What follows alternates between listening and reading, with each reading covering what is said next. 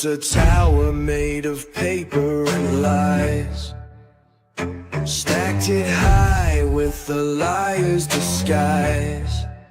But the wind's picking up, gonna blow it all down. A reckoning's coming to this hollow town. Tear it down, burn it up, let the light shine through. Trump's got the hammer, Musk lights the fuse. No more chains, no deep state blues. The eagle's screaming, we got work to do.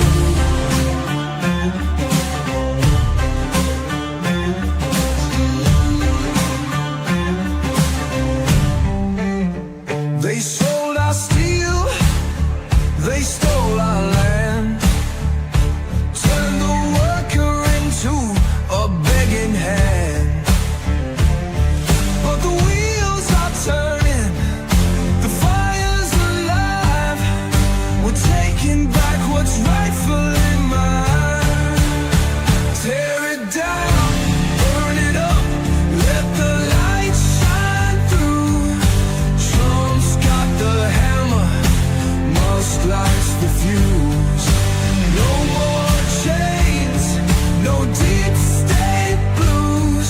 The eagle's screaming, we got work to do. Ghosts of the past whisper through the trees. Swamp runs deep, but it's begging to freeze. Freedom ain't given, it's a fight to the bone. Stand your ground or be overthrown. Tear it down, burn it up, let the light shine through. Trump's got the hammer, Musk lights the fuse. No more chains, no deep state blues. The eagle's screaming, we got work to do. Our work to do.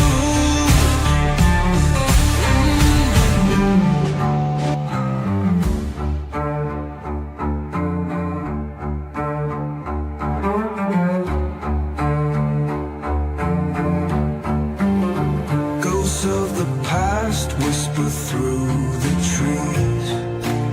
Swamp runs deep, but it's begging to freeze. Freedom ain't given, it's a fight to the bone. Stand your ground or be overthrown. Tear it down, burn it up, let the light shine through. Trump's got the hammer, Musk lights the fuse. No more chains, no deep state blues. The eagle's screaming, we got work to do.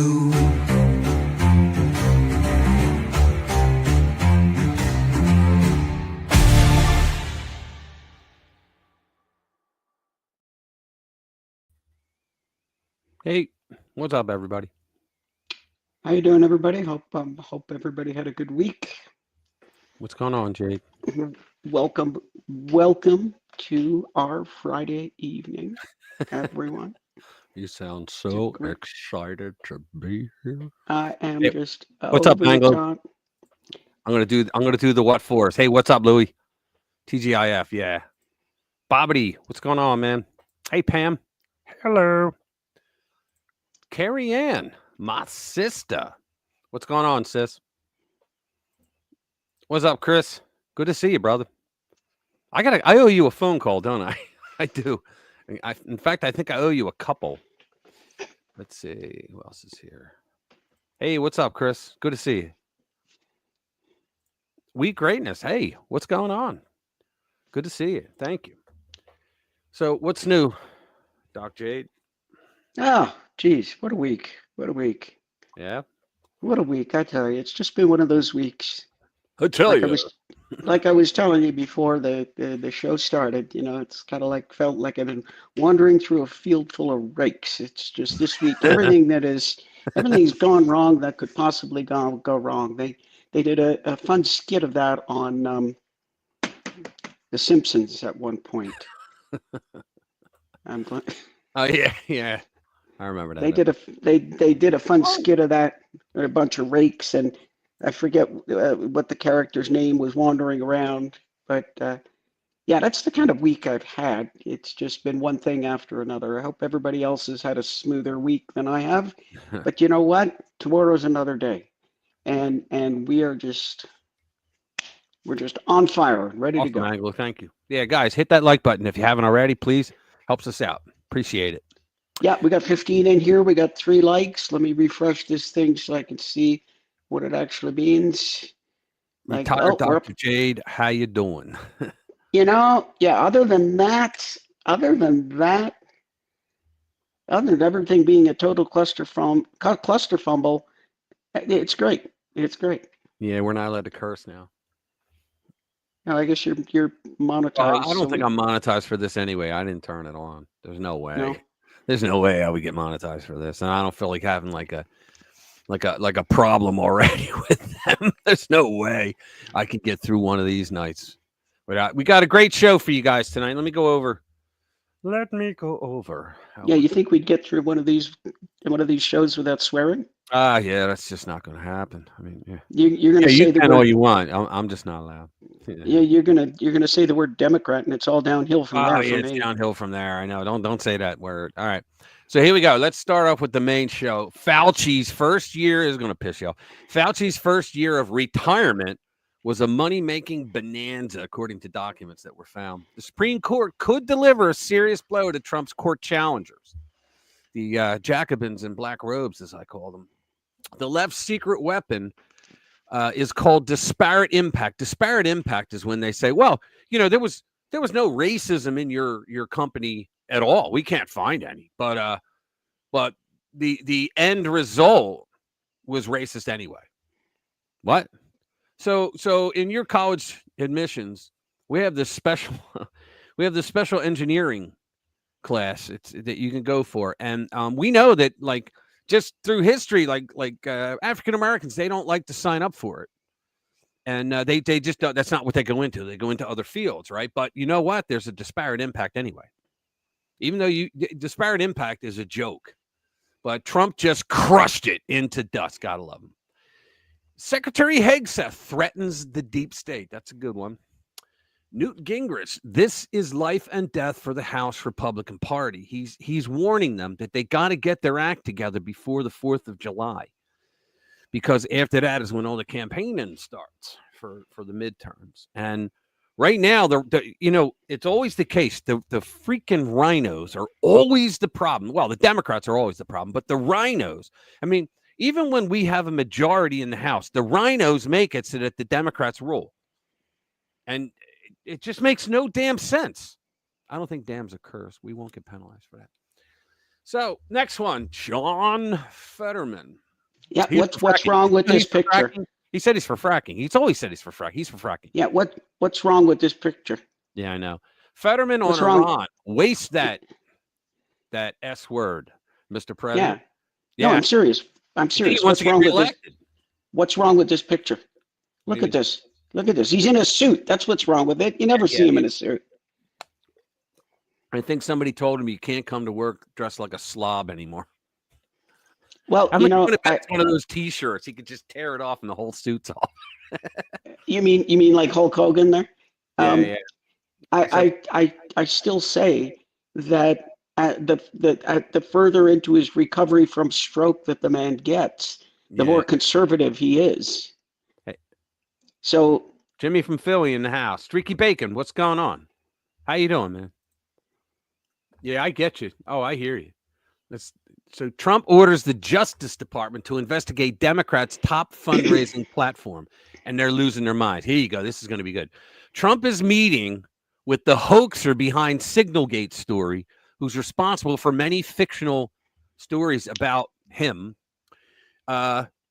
He was behind, the Russia crap, but he was also behind the suckers and losers lie. Like Trump is going to stand there with generals and colonels behind him, looking out over a cemetery of World War II vets or World War II soldiers, and he's going to say, they're suckers and loot. Come on. And then bombshell Mike Davis says, get this, the FBI raid on Mar-a-Lago was actually about protecting Hillary Clinton. Okay, this is my shocked face right here. Yeah, I know. I know. Everything they do is to protect each other from all the crap that they do. Yeah. Yeah. Everything.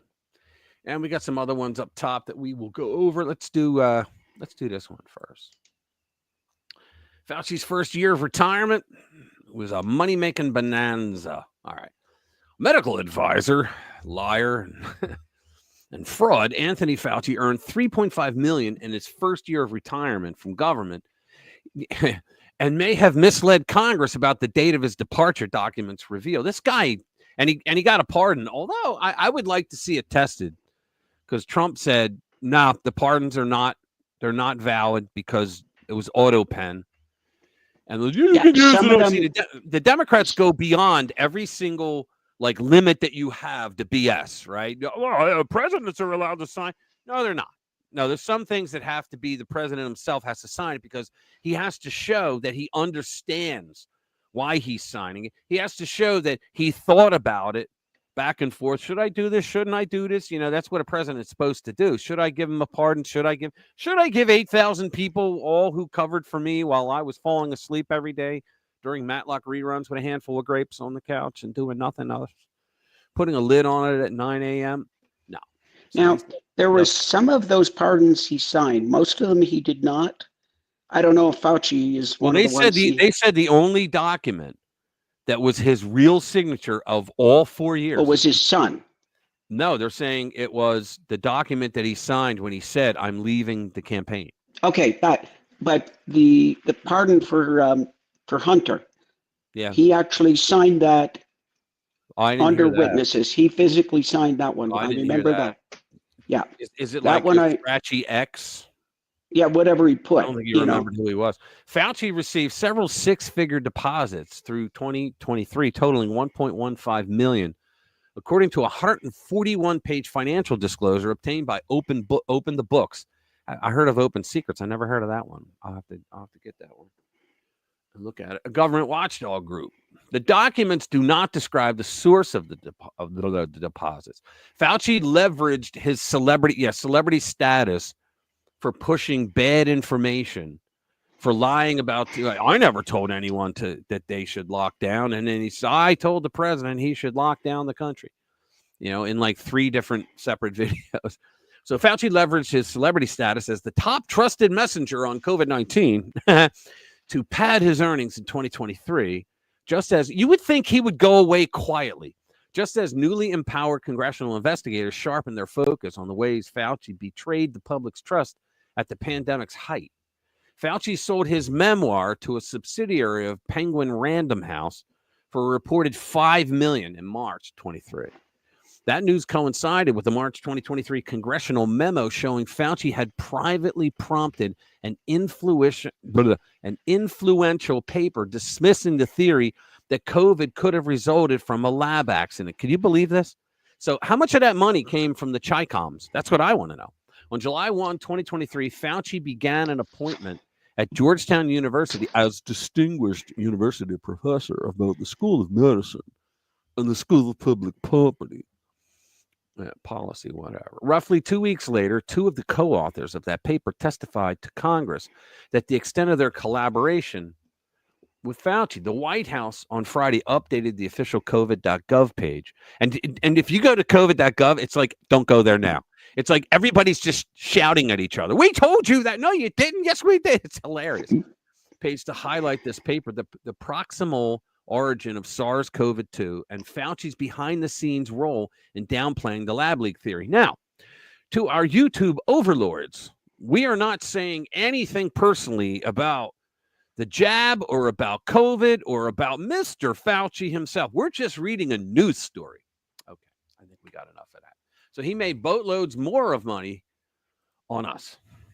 Yeah, and of course, everybody knows where he Second, where he got the 6 foot distancing and the mask thing. Yeah. Yeah. He Well, he pulled pulled those. that out his rear. Notice how he Yeah, cleaned that that's up. yeah. You did better than me because I was just about to say that, but There you go. not Fauci clean. lied, millions died. That's right.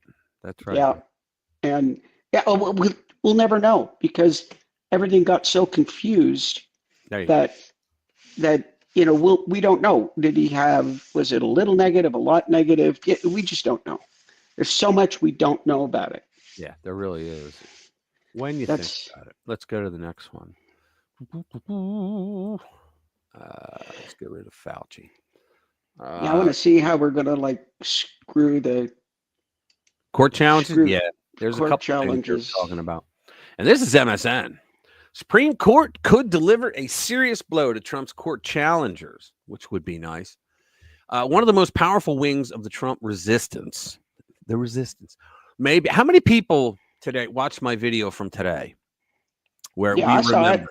Yeah, I saw your comment. Thanks.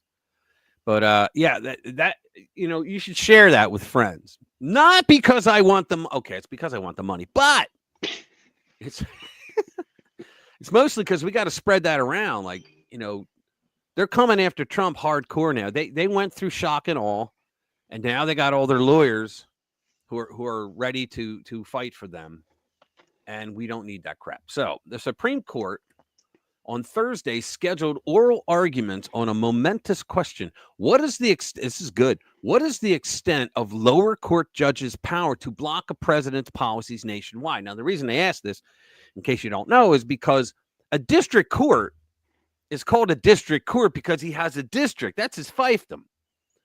But these guys and gals, the Jacobins in black robes, what they're doing is they're making decisions that are blocking nationwide policy that is under Article 2 authority.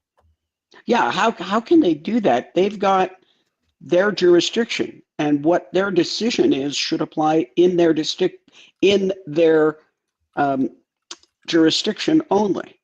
Yeah. Exactly. Sorry, I had to respond to somebody. The High Court grants the Trump administration's request to limit or lift 3 nationwide injunctions blocking his bid to end birthright citizenship. It could. Let me stop there for a second because I got to get this out. When the Democrats lost all power everywhere, okay, it is not the judge. This is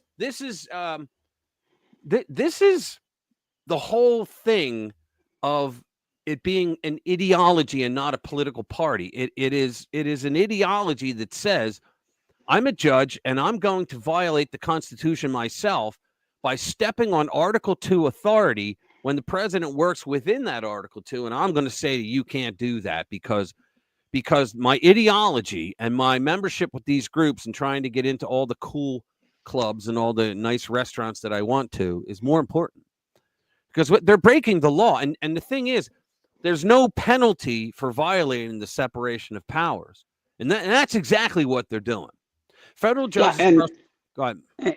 And the thing is, they can make any decision they want, and it doesn't really matter to them that their decision is going to be overturned because the process is the punishment. Yeah, there's no. All they have. Well, A, there's no accountability, and B, they got what they wanted anyway because until they put. I'll tell you what I think it's going to be. I think it's going to be a split result. They're going to say for certain things, yeah, the judges can't do that, but they can for other things because what if a president does something wrong, right? That's what they're going to do. The way I would argue it is, if a sitting president, you can't talk about it like it's Trump, right? If a sitting president, right, actually does something that people say, look, he just broke the law, right?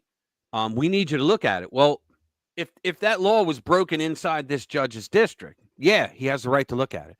But you can't just say, well, you know what? He's deporting all these illegals, and we just don't like that because we consider them unregistered Democrats for now. And so I'm just going to say, no, you can't do that. Well, what was illegal that he did, especially this Kilmar Abrego Garcia, because all the freaking lies that came out, like we just want due process. No, you wanted him, and now it's due process because you realize he's a creep, he's a criminal, he's a thug, he's an MS-13 guy. He beat his wife. Well, That we know of. They keep bleeping out the part where he did have due process. Yeah, he did have due process because, I mean, there were court hearings. There were two courts, an immigration court, which is under the executive branch, by the way, there, and an appellate court, which is not. And they both said, yeah, he's in the country illegally. They issued him a final order of deportation. That is the process. Both those courts concluded that he was, in fact, an MS-13 gang member. I don't think that was part of it. I think those two courts said, no, he's here illegally. They deemed him here illegally. I could be wrong on that, but I thought they did conclude that was an issue that was brought up. We have evidence that he is, because he has the tats on his hand. And let me tell you something. I've heard from immigration people and FBI and all that on a couple talk shows I listened to. And they said that if you have that tat and you're not MS-13, they will either cut the skin off to get it off there or cut your hand off. That's how serious they are. And then there was a whole thing about the women. I mean, holy mackerel, the women, what they got to go through when they get into that life. So federal judges across the country have already applied to remedy to halt key parts of the president's agenda in lawsuits challenging anti-diversity initiatives. Because let's just say, during the 2020 election, okay, they say, oh, well, 60 judges. Now it's up to 60, right? It was 50. Now it's 60 judges threw it out because there wasn't enough evidence. No, they never even looked at the damn evidence. So this is absolutely ideological. So we have go to here'stheevidence.com, but don't do it right now. Stay here. And you'll spend 8 days looking at all the evidence, right, of the 2020 steal. And yet these judges, they threw it on no standing, right? But yet they'll go the opposite direction and actually make stuff up just to stop Trump. Such limits on the executive branch, Trump administration lawyers say, prevent the government from functioning properly. That's exactly what they're doing, because they don't want him. See, the whole lie is, well, he's not functioning properly. Well, yeah, he is, and you don't like that. President Joe Biden's Department of Justice, Trump administration officials point out, who also asked the justices to limit lower courts' nationwide injunction powers. Except they stopped the Biden administration for things like, well, you're forgiving student loan debt. You can't do that. It's not under Article 2 authority. That's what I was talking about earlier. If you do something that's under another branch's authority, which that is under the Congress's branch, a president can pause student loan payments or any kind of a debt. He can pause it, but he can't end it. Okay. And he can't pause it indefinitely either. Right. Which is another story we did this week where Trump, I did a video on it too. Trump said, no, that's it. You guys, you deadbeats, you're going to pay your bill or else we're coming after you. Though the justices didn't take up that request, conservative members of the court have been public about their desire to restrain the broad applications of nationwide. In other words, the lib nuts on the court go, yeah, we're okay with it. And the conservatives go, no, we love the Constitution and we believe in it. So that's that. So if the Supreme Court rules that, no, you can't do that. Do you know what that's going to do? The Democrats will then probably try to hire more assassins at that point. Hey, Sheila, how you doing? Good to see you. Thank you for being here. Well, is 40 here? 42? There's already 2 judges that have been arrested. Yeah. And the one I responded, it's what is it? Mogaton? I forget. It's I signed up for. It's like Blue Sky, but it's all lib nuts. And the one said, "So let me get this right." There was an article about it. And he goes, "Well, let me get this right." So the FBI is now going and arresting innocent judges. And I wrote and I said, no. What she did was she helped this guy who was up on 2 misdemeanor battery charges avoid the ICE agents, federal agents, from arresting him, right? And that's illegal. Even if you're a judge, it's illegal. Yeah, they were the ones protecting. Yeah, she misdirected the ICE agents, I guess. Yeah, she did.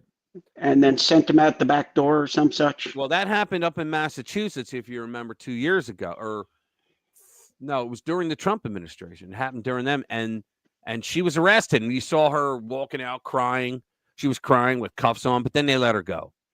Is this the same judge? They just no. This one's Different not judge. Massachusetts. Yeah, I think they're not going to let her go this time. And then there's they the one won't. from the one from Las Cruces, New Mexico. Yeah. Where Well, they have to set an example. Like, this is what's going to happen to you if you defy the federal government.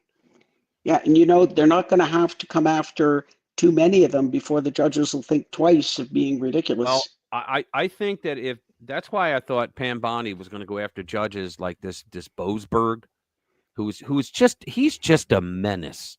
This guy. Yeah, she needs to go after him. He's a total menace. Really. Hold on. Home Depot has misdemeanor batteries in stock. That's funny. All right, so if I was on my drum set, I'd give you. Yeah. Let's see. So the next one's this disparate impact crap. The left's secret weapon is called disparate impact. Trump just crushed it. And you know what? It is so unfair, this disparate impact, because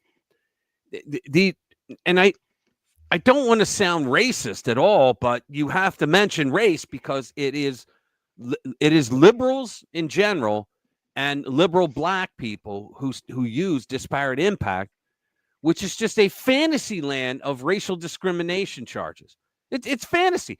They literally say you don't have to have, you can have a program where you have nothing in it that is racist, nothing at all. But if the result shows that there are more white people that benefit or that more black people didn't do as well, that's disparate. That's racist from the core. Well, I mean, they've been known to have the same thing with the NBA. Yeah, they've been known to walk into a company, and if they don't have 13% black people, you're racist. Well, sure, that was Jesse Jackson. Jesse, I have a scheme Jackson. That's who that was. And he went around and said, we're going to stand outside and we're going to boycott your company. However, there is a way that this will go away. You just make a donation to the Rainbow Push Push Alliance or whatever the hell it's called. Rainbow. Yeah, it's that was it. It's a paranormal thing. You got to cross my palm with silver. Yeah, really. President Trump just made one of the biggest moves yet to destroy the left's most powerful weapon, and it's a powerful weapon because most Americans are like, I don't want to get involved in that. Who likes to be called a racist, right? Even though I thought that they threw that term around so much that it lost most of its meaning. Yeah, I think most of us just don't care anymore. Yeah, and hardly anyone is talking about it. It didn't even make a blip on the media's radar. With one blistering executive order, Trump took a sledgehammer to the very foundation of the DEI movement. That's right. 47 just gutted the so-called legal theory that's been used for decades to punish businesses, control hiring, and force unfair racial quotas under the phony guise of civil rights. This was the left's top secret weapon. But you know what? There's good news in that, Jade. Let me explain. There's good news that this crap is happening.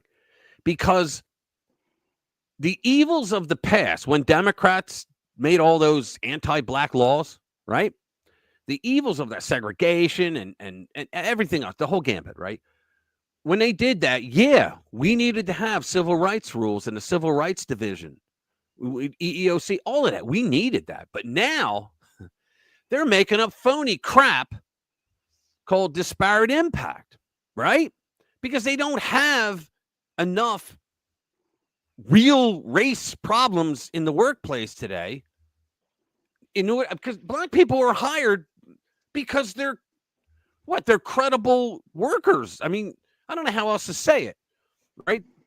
You want to hire people that know how to do the job, and you're not looking at race, right? I'm not even going to make fun of liberals for that one. Like maybe they do, but I'm not even going to do it. You hire people because you want the best person, not because you want a person that fits a box or a checkbox, right? And so now that means that America has gone beyond the need. We're always going to have a need because you don't want to slip back, but beyond the need to have so many people in EEOC and in the civil rights division of the federal government, because now they're making crap up in order to get paid, in order to get their payday. So it says, but let's back up a minute.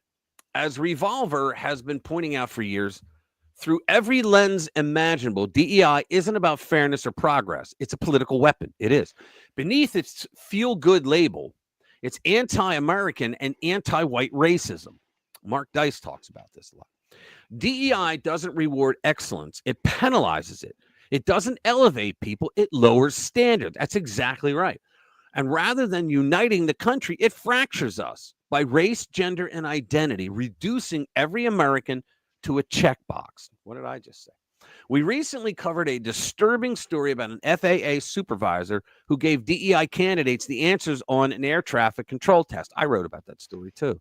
They couldn't pass on merit, so he helped them cheat. If you're looking for the air traffic controllers, they had to cheat to get the job. If you're looking for the perfect definition of DEI in action, this is it: lowering the bar and calling it progress. DEI is slowly but surely destroying the country. It's gotten so bad, so deeply entrenched in every system, that President Trump has made eradicating it a cornerstone of his administration, and not a moment too soon. Just look at the latest bombshell, courtesy of Daily Mail exclusive. Well, they're going to talk about the control exam, and we don't have to go over that again, but a DEI activist allegedly caught sharing air traffic controller exam answers with minority candidates. Look, they were doing that. I took the police test in Philadelphia in, 1987, I believe it was.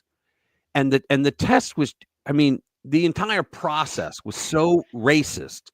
I couldn't believe it. I went down and signed up for it with two friends, Johnny Henderson, who was a black guy I went to college with, and then a girlfriend of mine, Nancy. And we all went down and signed up at the same time. And the guy behind the glass booth that accepted our apps after we filled them out, there were 3 bins behind him: white, black, and other. And I guess other was women and Hispanics, right? And I'm assuming that because I watched him put theirs in there. And as a joke, I said, "Hey, do me a favor." And he goes, "What's that?" And I said, "Put it in the black bin." And he went, "Hey," cigar in his mouth, and he throws it in the white bin. So what happens? They get their package, right? Because you get a package. You get the invitation, which is an 8.5 by 11 sheet that says, "You must bring this with you or you don't get in," right? And then they had a book that you can study. Well, they got theirs 2 weeks later. I didn't get mine until I think it was like 14 days before the test. So they got theirs a couple months prior. But they also got something in their package that I did not, and that was a sheet with times, dates, and places for a tutor. I didn't get that. Guys, that's 1987. So this DEI crap just made it official with the federal government. But they've been doing it that long. So what you need to have is a disabled transgender dwarf of color lesbian. Hey, what's up, Commander? How you doing? And then you hire that for your company, and Hey, Vamps. Yeah, I'm listening. What's up, Vamps? Good to see you too, man. God, I'm sorry. Then you got in one fell swoop, you got all the boxes checked. Yeah. So DEI activists allegedly caught sharing. Let's watch this. Washington Suburban associate members, brothers and sisters, listen. It's been a really busy time for me these past 4 days. I know that each of you are eager, very eager, to apply for this job vacancy announcement. And trust, after tonight, you will be able to do so. I am asking that you give me another 15 or 16 hours. Allow me to go to work and come home, provide you with an email that will be extremely crucial in the opening stages of this hiring process. There are some valuable pieces of information that I have taken a screenshot of, and I'm going to send that to you via email. Yeah. Trust and believe it will be something that you will appreciate to the utmost. Yeah, the answers. Keep in mind, we are trying to maximize your opportunities, and I'm doing the very best that I can with the time that I'm given. Today, when I get off at 11 o'clock. Guys, it's just amazing to me that, and you always got to turn it around. I don't think in this day and age, white people would even think of saying something or doing something like that. Why? Because we know it's wrong.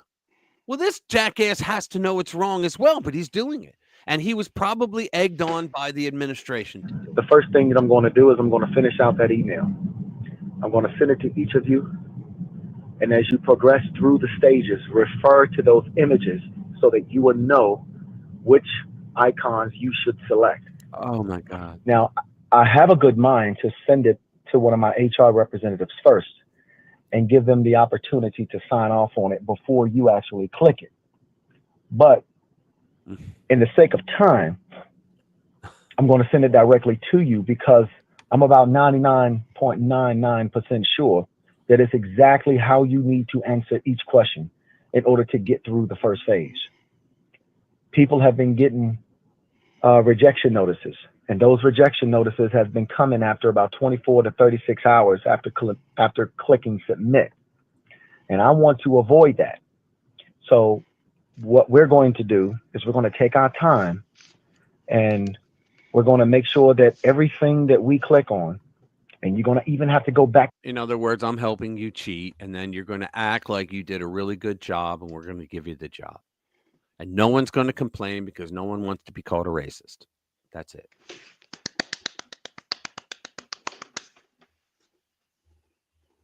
Seriously. Yeah. All right, let's do the Pete Hegseth one. He's threatening the deep state. I sure hope so. Yeah, he is. All right, uncanceled news. Secretary Hegseth threatens the deep state. Let's go. It's been 3 months since Vice President Vance cast the tie-breaking vote to confirm Pete Hegseth as defense secretary. The deep state worked hard to scuttle Hegseth's nomination in December and January with a steady drip of news stories calling his character into question.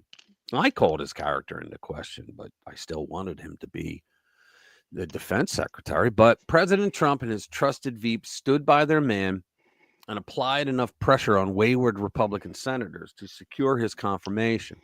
Suddenly, corporate propagandists posing as reporters are back with fresh stories meant to undermine Secretary. I could see 2 videos coming now and get him fired from the Pentagon's top post. It's almost as if the deep state tabled its sabotage campaign for a neat 90 days. Do you think there's a section in some clandestine handbook on the dark arts of information warfare that recommends a 3-month cooling off period before ramping up operations against a given target? Our domestic spooks have gotten so tiresomely predictable. Make no mistake, the silly attempts to create a public narrative that Secretary Hegseth threatens national security, it's ridiculous, are part of the same intelligence community operation that targeted him last winter. And they're the same people that targeted everybody in the Trump administration, and even in the first Trump administration. It's quite revealing how desperate the deep state is to keep outsiders away from the levers of power, isn't it? If the CIA and its establishment co-conspirators don't own you, they don't want you around sticking your nose in their business. That's right. And it is big business. They've got elections to rig, foreign and domestic. Yeah, these same people on the left say, you can't interfere. Russia interfered in our election. They've interfered in the Russian election. Hillary did, and Putin called her out on it. But nobody wants to talk about that, right? They interfered with the Israeli like I think 3 Bibi elections, right? They interfered in the French election. What was the other one they did? It might have had something. Maybe Australia. Never mind elections. How many governments have we frankly overthrown? There you go. Yeah, which is why they don't stop George Soros when he does color revolutions for the right price and trillions of dollars in war funding to spend. They can't let the President of the United States and the Secretary of Defense get in their way, even though those two are in charge of the military. Sorry, they are. Don't Trump and Hegseth understand that they're here for cute photo ops while the permanently installed shadow government runs the global show? Heck, Defense Secretary Lloyd Austin, he disappeared for like, I think it was 4 or 5 days, and nobody knew he was gone or where he was, nothing. You can't do that. And nobody even noticed. That's right. The same information warfare specialists who continue to call Hegseth a drunk never said anything about Austin performing his duties while under sedation. C'est la vie. MAGA Americans are well versed in the deep state's double standards. Refer to my video today. If you burn down cities and loot stores in the name of social justice, the Mockingbird media chirp about civil rights and the summer of love. If you show up in D.C. to protest election fraud, the same Mockingbird media call you an insurrectionist and deny that you have any civil rights at all. Because Hegseth's not part of the deep state team. This is so true. He gets the orange man bad treatment from the press. Since the Gestapo FBI effectively acts as a pimp for Politico in the New York Times, the prostitutes, I love that word, the prostitutes who work, I know, isn't that great?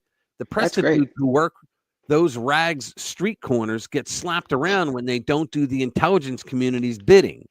In the corporate news world, that's just life. So after a 90-day hiatus in the information war against Hegseth, the IC's journalistic brothel is back to its old tricks. Despite vigorous denials from the White House, NPR is pumping out the following headline on car displays. White House looking to replace Pete Hegseth at defense. Talk about modern journalism in a nutshell. I thought they were getting rid of NPR. You couldn't do it soon enough. We're paying tax dollars to prop that left-wing propaganda outfit up. Everybody at the White House says this story is bunk. President Trump says it's horse pucky. I don't know what pucky is. I would say hockey. Undaunted by overwhelming testimonial evidence to the contrary, NPR insists that some anonymous government official, it's always anonymous, which I always say it means the person doesn't exist. Anonymous government official has assured its bordello of scribes that Trump is planning to fire Hegseth, even though the president is publicly saying the exact opposite. He has, like, several times this week. Could this unnamed official perhaps be related to Tubby Tweedle Vinmans, a diminutive Ukrainian president, or some cash-strapped Nigerian prince? Holy moly, President Trump can't defund fake news NPR soon enough. That's what I say. Last winter, when the deep state's Operation Sink Hegseth was in full force, corporate news prostitutes, there's that word, I got to use that word, nearly succeeded in giving Rhino Squishies enough cover to vote against his nomination. Celebrity journalists, quotes, whose profession remains a notorious breeding ground for alcoholism and sexual harassment, did their best to slander Pete Hegseth as a drunken womanizer and Me Too villain. Like monkeys flinging poo at the public. I love this writer. Flinging poo at the public, the nation's trashiest gossip rags created a scene almost ugly enough to distract from Senate Republicans' premeditated betrayal. Wow. We don't have to go through all that, but much to the consternation of so many rhinos who have turned losing into an art form, Senate Majority Leader John Thune managed to avoid another spectacular Republican double cross reminiscent of John McCain's infamous rescue of socialized medicine. Exactly.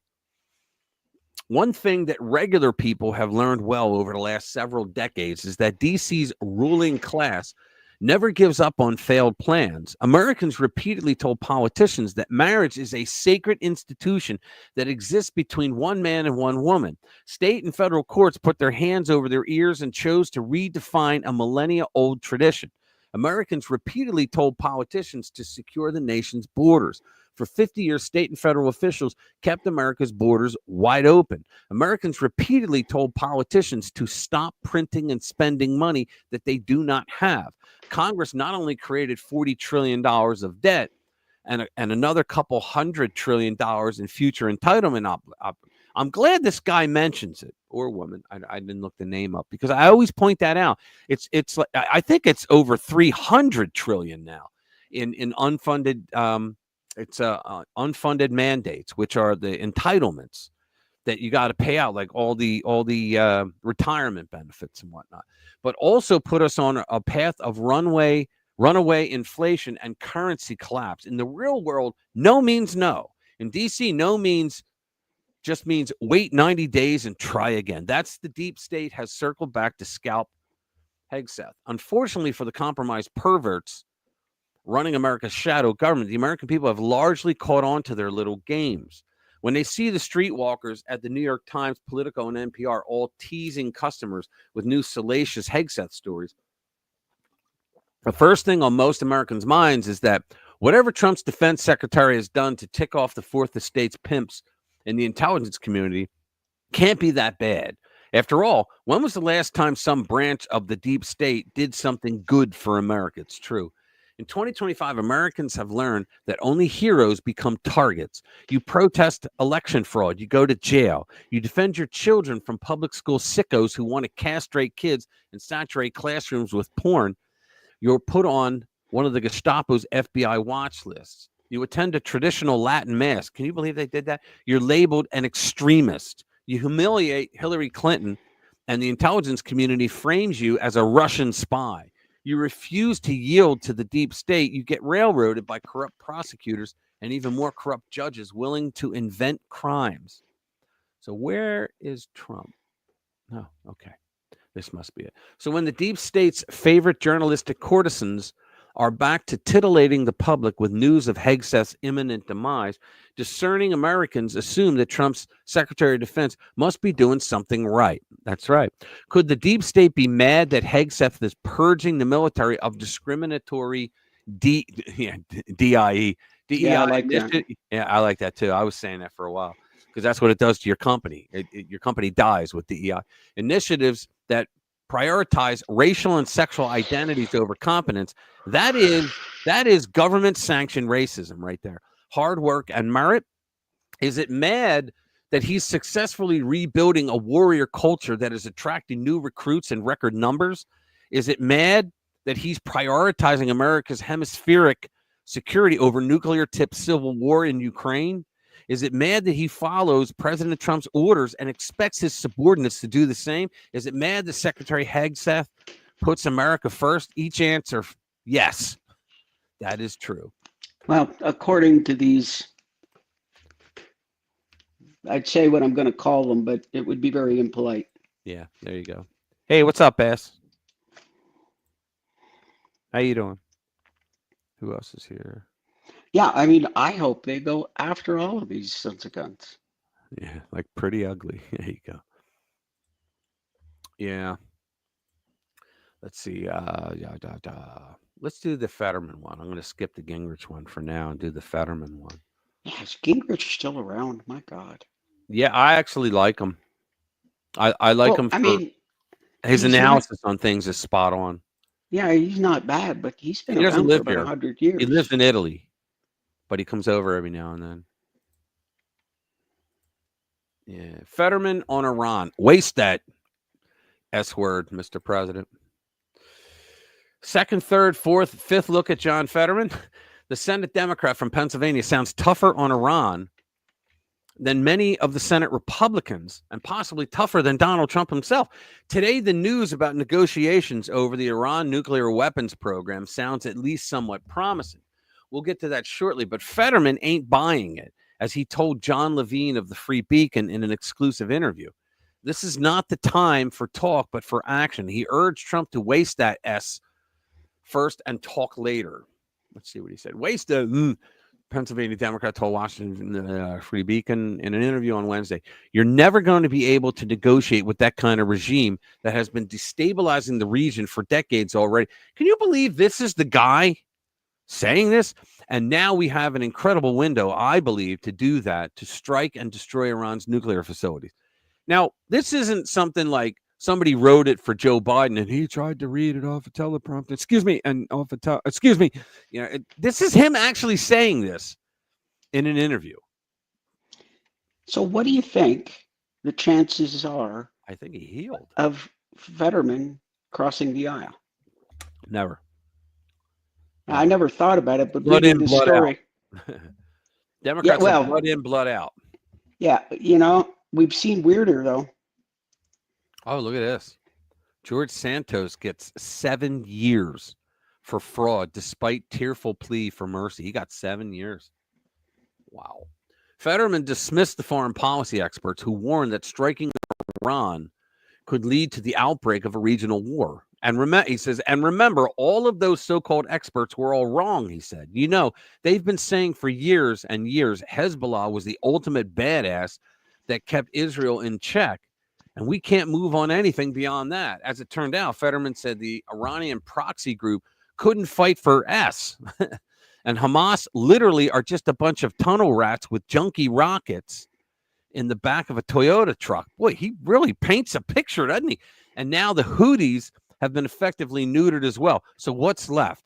You have Iran, and they have a nuclear facility, and it's clearly only for weapons. Right? They're not interested.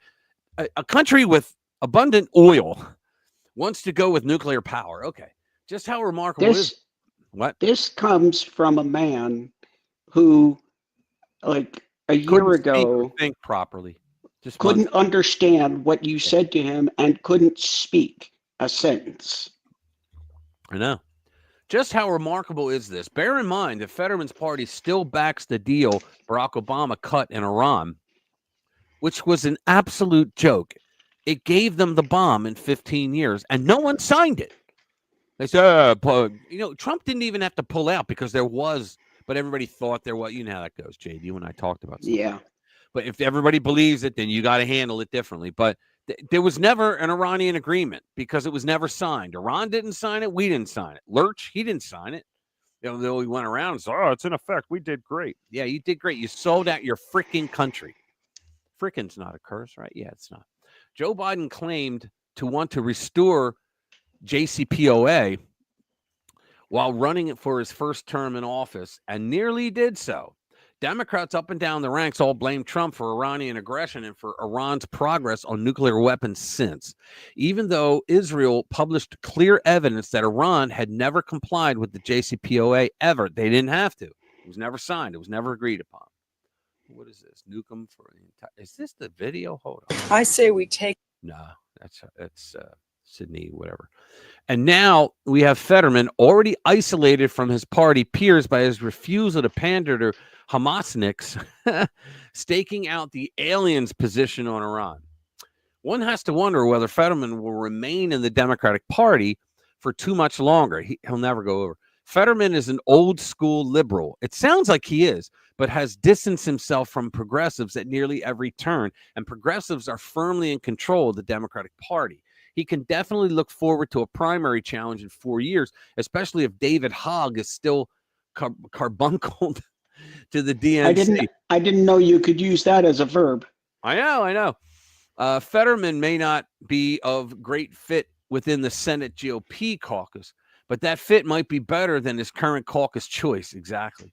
You say he'll never cross, but I can see him being one of the guys that stands up and saying, I'm not changing. I'm not changing. And my party changed. My party left me. Right. I'm not leaving the party. Oh, yeah, I can see him doing that. I could see him doing that. Yeah. I want to point out, let me see. Today we added another network. We're on Odyssey doing live. So we're on BitChute, we're on Odyssey, and we're on YouTube. And I'm about to do MagaBook next week. I'm going to add them in because I know the owner. He's a good guy. Let's see. What am I missing in the... Your keyboard hates you. Why? What did you do to the keyboard? Let me see. Rich is my big brother, so thanks for the welcome. There you go. She's my little sister. My little sis. I think she's 6 years younger. Yeah, 6 years younger. So she's my little sis. All right, let's go to... Well, when you were kids, she was 6 years younger. Is she still 6 years younger? Yeah, she is. She wasn't half my age, but she was 6 years younger. If you got to explain it, it's not funny. I know. Well, I wasn't the one making a joke. You were. Am I lying? Wasn't much of a joke. I know you didn't come across. Usually you got a better sense of humor. Okay, this is life and death for the House Republican Party. Newt Gingrich says GOP must act to get their act together before July 4, and he's right. Former House Speaker Newt Gingrich said on Fox Business Wednesday. Let me see if there's a video. Oh, there is. God bless you. This is not a scam. All Americans can apply for the 2024 $15,000 debt relief program. Breaking news. We have an urgent update for drivers with no Yeah. DUIs in the last 3 Yeah, sure. Henry Kissinger told me one time that every major decision that he was involved in took 48 hours. That you weren't quite sure when the 48 hours was going to occur, but when it came down to the crunch, it took 48 hours. Sooner or later, the problems aren't going to go away. We know what they are, and I must say, I think that the Chairman Guthrie, for example, Chairman Smith in the House have really done a great job of bringing their teams together. I think you're going to see an awful lot of conversations, and eventually, over the next couple of weeks, they'll grind their way to a solution. But look, this is life and death for the House Republican Party because they have to have a strong economy in 2026 if they're going to have a chance to keep their majority. If we have a bad economy next year, Republicans will not keep the House. So the Senate doesn't feel the same pressure, which is unfortunate.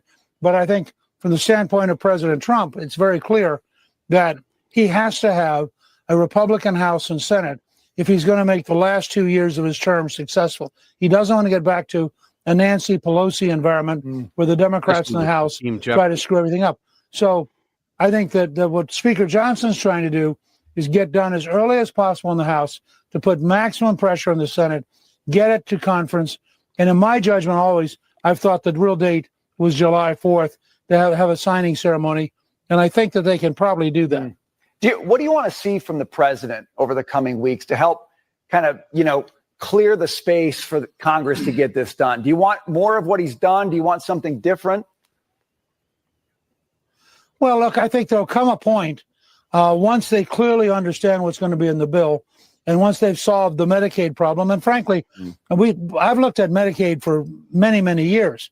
And at America's New Majority Project, we've done a ton of polling on Medicaid. People will accept, for example, having a work requirement. People will accept getting rid of the crooks. People will accept not having illegal immigrants getting paid.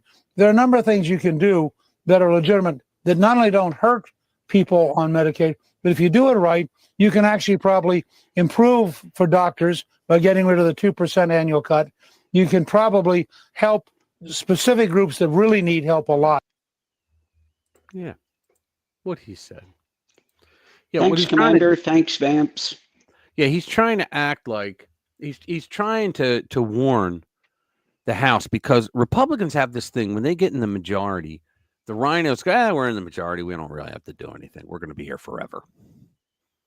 And that's what happens because they think they're Democrats, that they can do anything they want. Yeah, they're just, no, the problem is they're all part of the Uniparty. They're all part of the Uniparty and they're just, we're going to lose. It really doesn't matter who's in power because, okay, today it's you, tomorrow it's me. We're all, If we lose one House of Congress, just one, we're screwed. That's why Trump is working so fast to get all the big things passed through right now.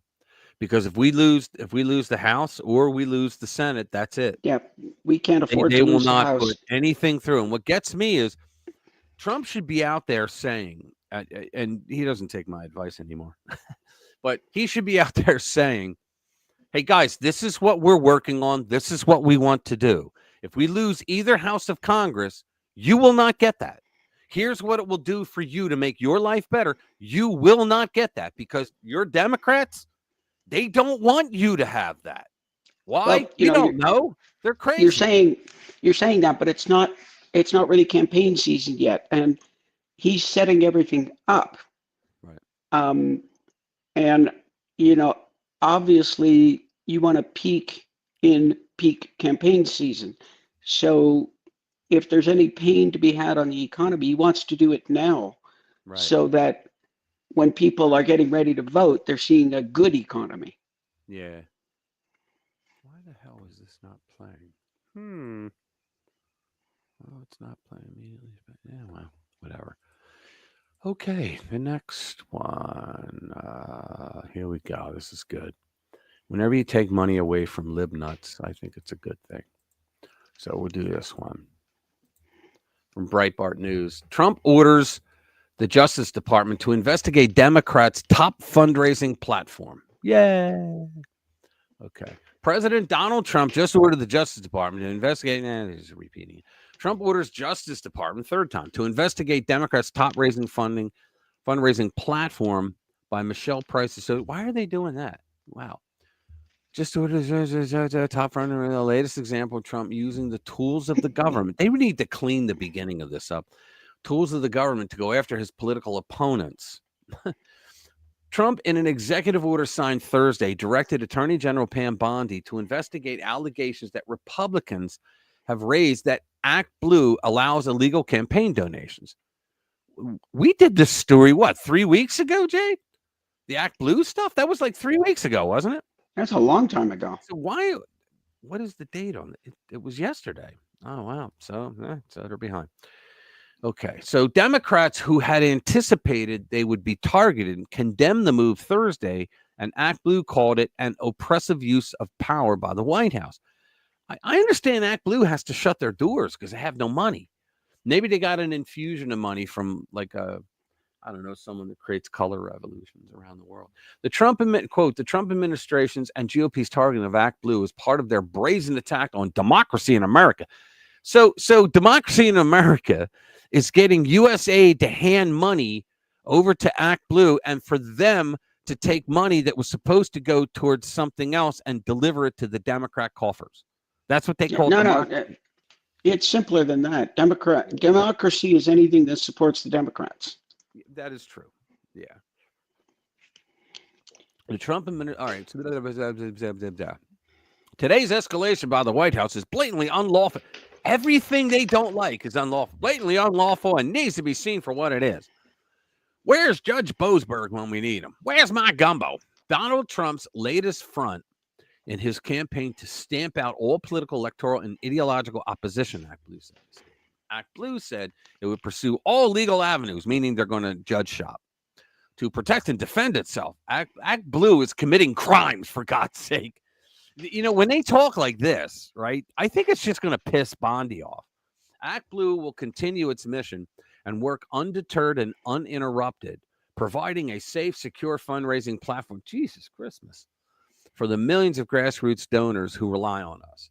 Trump's order directs Bondi, in consultation with the Treasury Department, to investigate allegations that online fundraising platforms, and especially Act Blue, have been used by some to make straw or dummy contributions or foreign contributions to political candidates and committees. Yes, the findings of the investigation will be reported back with 180 days, according to the order. Since taking office, Trump has sought to use the powers of the government to retaliate against his opponents, including ordering security clearances to be stripped. Now, why would Breitbart write something like that? That sounds very anti-Trump. Let me read that again. It does. Taking office, Trump has sought to use the powers of the government to retaliate against his opponents, including ordering security clearances to be stripped and punishing law firms linked to prosecutors who have investigated. No, he's punishing law firms that were involved in, number one, the Russia hoax. It was Perkins Coie that they say law firms. It was Perkins Coie. And they were the ones that got the $9 million from Hillary, and they hired Fusion GPS, who hired Christopher Steele, who paid the Russian FSB agents for bullshit. Okay, so that's what that was all about. I don't even want to read the rest of this. Let me see. Who is this person? You know, what is Breitbart like 3 months behind the curve? Because I saw James O'Keefe putting out videos on this like 3 months ago. All right. Thanks for coming, Pam. Hey, Pam. Thanks for being here. See you when you get back. I saw James O'Keefe. He did some investigative reporting. Great. What's that? James O'Keefe. He did some investigative reporting, and he was going around to these places, and he says, okay, the records here indicate that you donated I saw that too, and they were like, "No, I didn't." $180,000 last year to Act Blue. They're like, "I'm on a fixed income." Yeah, and I remember one lady. This was my favorite. She says, "Ooh, I wish I had that much to give them." Oh yeah, and the one guy who's like, "I'm on a fixed income. I don't have that kind of money." Yeah, it's because look, it's the same thing they do they're just frauds. They do the same thing when they register people to vote. Okay, what they do is like I said before, they match the voter rolls. They get a copy of the voter rolls. You got to pay for it, but they match that against USPS and against the Social Security rolls, and that way they find out who moved out of the state and who died, and all those people that fit that's new voters for them. Yeah, no, this is simpler than that. If you donated once, they just used your information again. That's exactly correct. And there was something that she would have had to donate like 23 times a day or something stupid like that. Yeah, well, what they're doing is they're getting money from like USAID or George Soros or whatever. They got to cover it up. Money, and they go, you know what? We got to launder this, and that's how they launder it. Yeah, they just keep putting. Now, I heard, I don't know if it's true, but I heard that MoveOn.org does the same thing because all you got to do is do MoveOn.org complaints or reviews, and you'll find out that a lot of people are complaining, saying, "Look, I donated once, and check the box off saying only one time, and they're charging me every month, and they won't get back to me."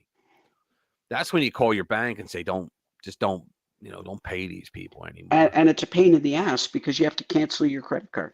Exactly. Well, that's why. Well, yeah, you do, but a lot of times you can call the bank and say, stop it. Yeah, no. I mean, you can put in a complaint against a charge on your credit card. Yeah. But if you tell them that this is not legit, they cannot in advance, because you're getting this monthly charge. They will not and cannot. I've been through this. They cannot in advance stop the charge. Like, yeah, it has to go through. They have to investigate all that crap. Yeah, no, it's worse than that. Like if you have somebody that, like you break up with your significant other and you think, they might use your credit card. You cannot call them and say that card that was on my account, I want, no, you can cancel a card. If you have somebody who keeps billing you, and who does this, they do a lot of tricks. Like if you call for some of those like medications, like you go online, there's these semi-underground shops with like ED medications and stuff, and you can't, they're like termites, you can never get rid of them. Yeah. And you cannot tell the company that you think they're going to charge you, and you have to stop the charge going through. They won't do that. You have to cancel the card. Right. All right, we're going to take a break for a second. We're going to do the long lost clip of the week. We're going to do the first one. This week, I did a video and a story on Al Gore for being in Climate Week, and he took the occasion of speaking to the Climate Week, the environmentalist wackos, to trash Trump and say that he's Hitler, and that he basically started off by saying, I understand that it's wrong that you call somebody Hitler when you disagree with them, and I'm not going to do that, but we're going to talk about Hitler anyway. I mean, that was the insinuation, right?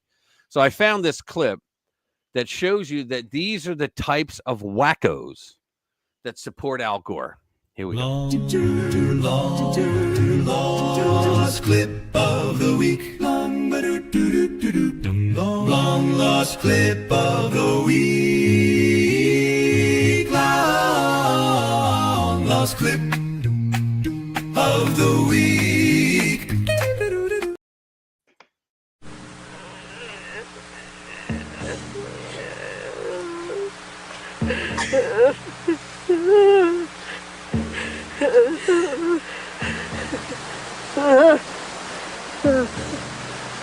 Deep in the woods of North Carolina, an extremist eco group called Earth First bewails the violation of American nature. I want to mourn the loss of all the old growth trees I've seen,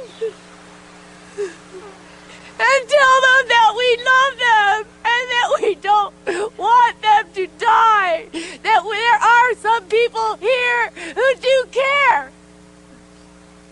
So I want you to know that, trees, that we care. I think we are deeply hurting in America. I think we are deeply craving answers. I think that we've lost our identity as we have evolved into technology and into industrialized society. Bring me to this cathedral. Bring me to those guys. Bring me to this rock that has the most incredible life. That makes me feel alive. I've looked at clear cuts and burnt forest, and I've felt outraged, but I didn't scream and I didn't cry. And I need to.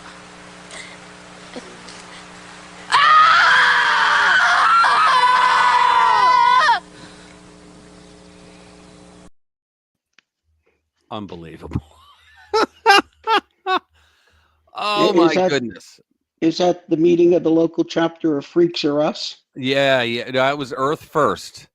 And that was a long time ago, but they've gotten no better. I mean, these are the people. I love how Rich reads our jokes and then has to pretend he isn't. That is true. A lot of what you guys say, I have to put a straight face on because you guys are flipping hilarious. The sound of impotence. I know. It was so ridiculous, but they're actually real.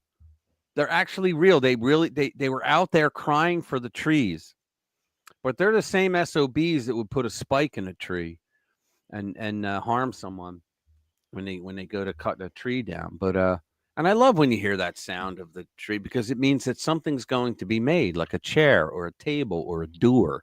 Something very useful for mankind is going to be coming out of that tree. They give their all for us.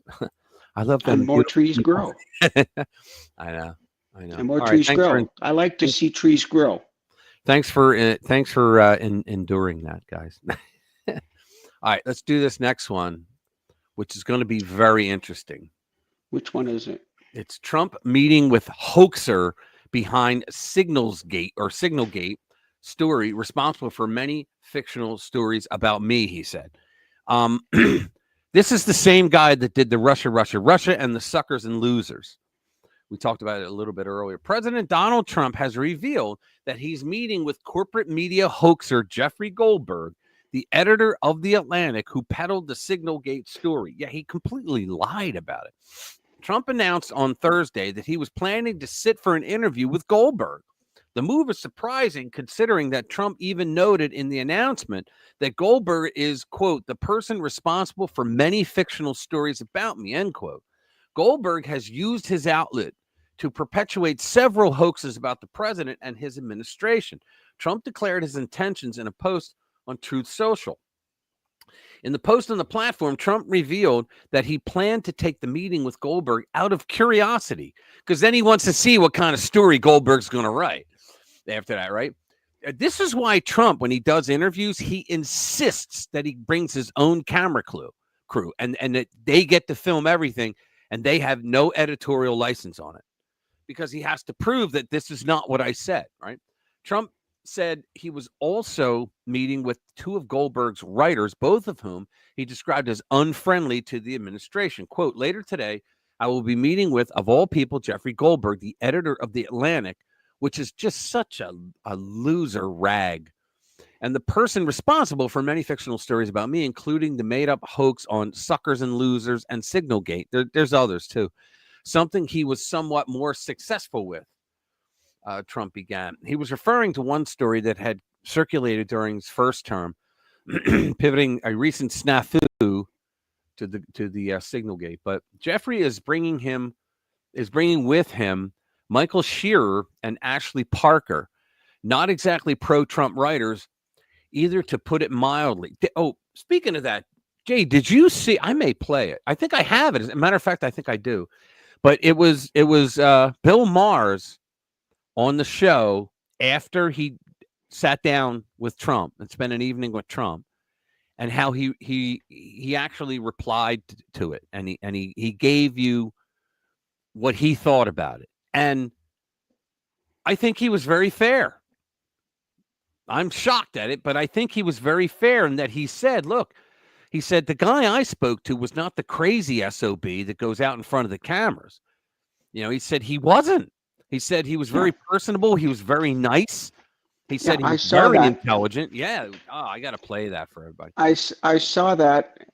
He said he was very warm, and Yeah. my favorite was that Maher said he brought with him a long list of the things We got him to sign Trump it. had called him I'm gonna over the play it, years, and if we have it.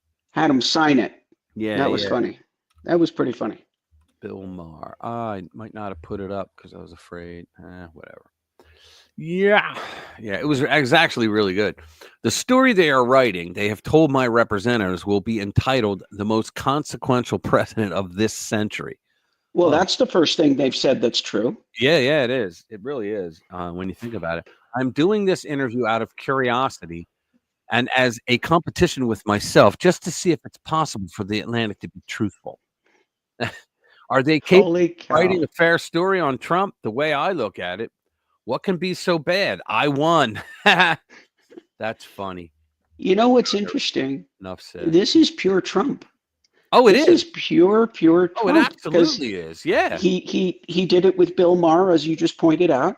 Yep. He did it with Gretchen Whitmer. Remember the Gretchen Whitmer thing a few weeks ago? Yep, he did. And she's covering her face.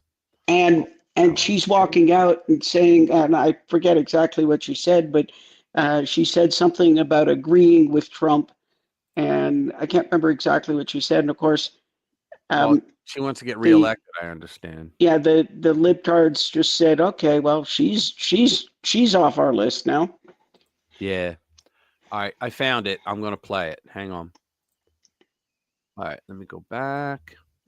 Let me come in. This is Bill Maher. If you guys didn't see this, watch this, because I was actually shocked that he said this stuff, because I think he's a very smart guy, but on several things, but he's a total libnut on other, and he was totally TDS. He goes right to the edge. He goes right to the edge, and he starts saying sensible things, and then all of a sudden he goes nuts. Stops. Yeah. He just hits his TDS limit.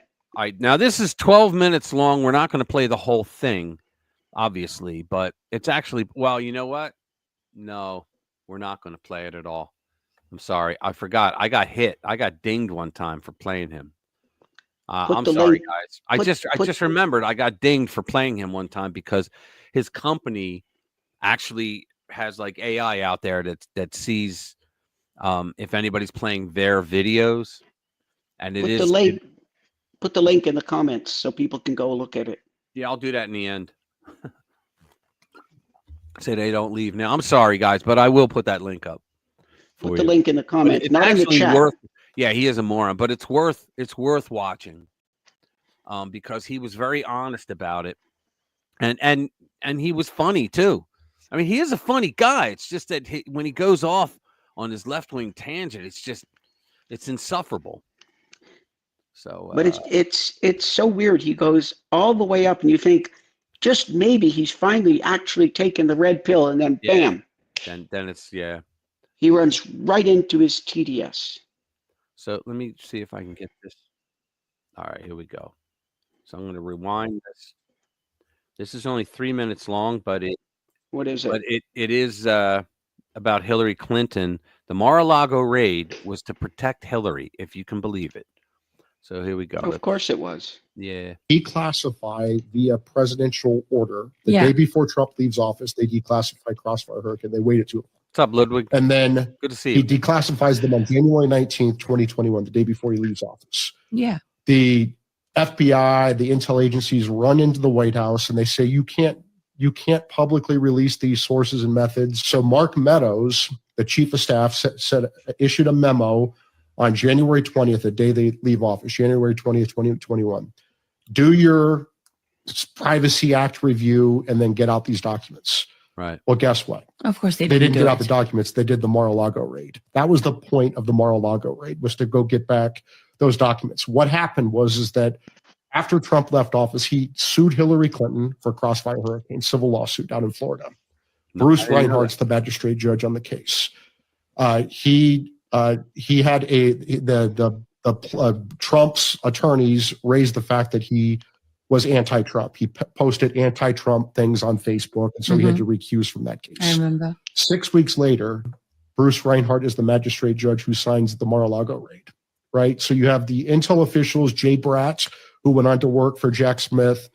You had Jay Bratz working with Bruce Reinhart to do the raid on Mar-a-Lago. How did his recusal issue from 6 weeks prior, how did that recusal issue go when he signed that Mar-a-Lago raid? The point of the Mar-a-Lago raid was to get back Crossfire Hurricane. It was not for classified records. Presidents have classified records all the time. They're allowed to have their presidential records, classified or not, under the Presidential Records Act. If the CIA is giving the president a document to advise him, that's a presidential record that the president can access anytime he wants. That's why he has the security clearances. Even when he's not the president anymore. Even when Biden cut that off for Trump, when Trump left, and so Trump just did the same thing for Biden. They lost their security clearances. But at the time, Trump was allowed to have those records, right? Yeah, and you know who wasn't?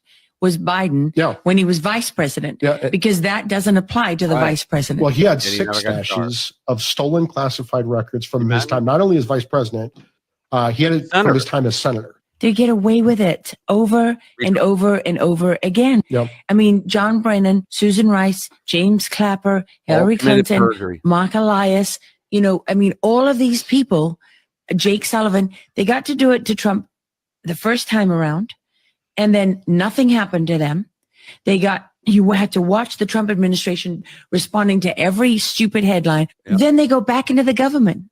And so I would say to all of those people you just named and many, many others, lawyer up, because this is an ongoing criminal conspiracy, and you can go all the way back to Crossfire Hurricane. Yep. Lawyer up. Go get him. Yeah. Unreal. Yeah, Mike Davis is good. Just James. Oh, wow. Put together his ass in jail. Yeah, it was perfect. Unreal. Let's see. Now we're at the top. You want to talk about Letitia James? I was just going to say, I'll let you pick the next one. So okay. Let's see. I thought you just said this one. Letitia. Hey, we can start at the top there, sure. Yeah. Okay. Make it quick though. She bores me. Yeah, well, it's going to get exciting because she's going to be charged with multiple things. I certainly hope so. Yeah, that'll be exciting. Is New York Attorney General Letitia James a slumlord in her own building? Tenants say yes, and there's a reason why this is a story. So we're going to get into New York Attorney General Letitia James is in more trouble after the tenants accuse her of being a slumlord. They say she does nothing about bed bug infestation, peeling paint, using an apartment illegally, and more. They have lodged 17 complaints in the last 20 months with the New York City Department of Buildings. Do you think these are all the complaints, right? So these include unauthorized construction work without proper permits, the alteration of load-bearing wall without permits, the illegal use of apartments as hotel rooms, illegal conversion, a fence over the height limit, and a failure to notify authorities of scaffold work. In addition, all 4 tenants report problems with bed bugs. Yikes. From Gateway Pundit. Additionally, 2 tenants have recently complained about peeling paint.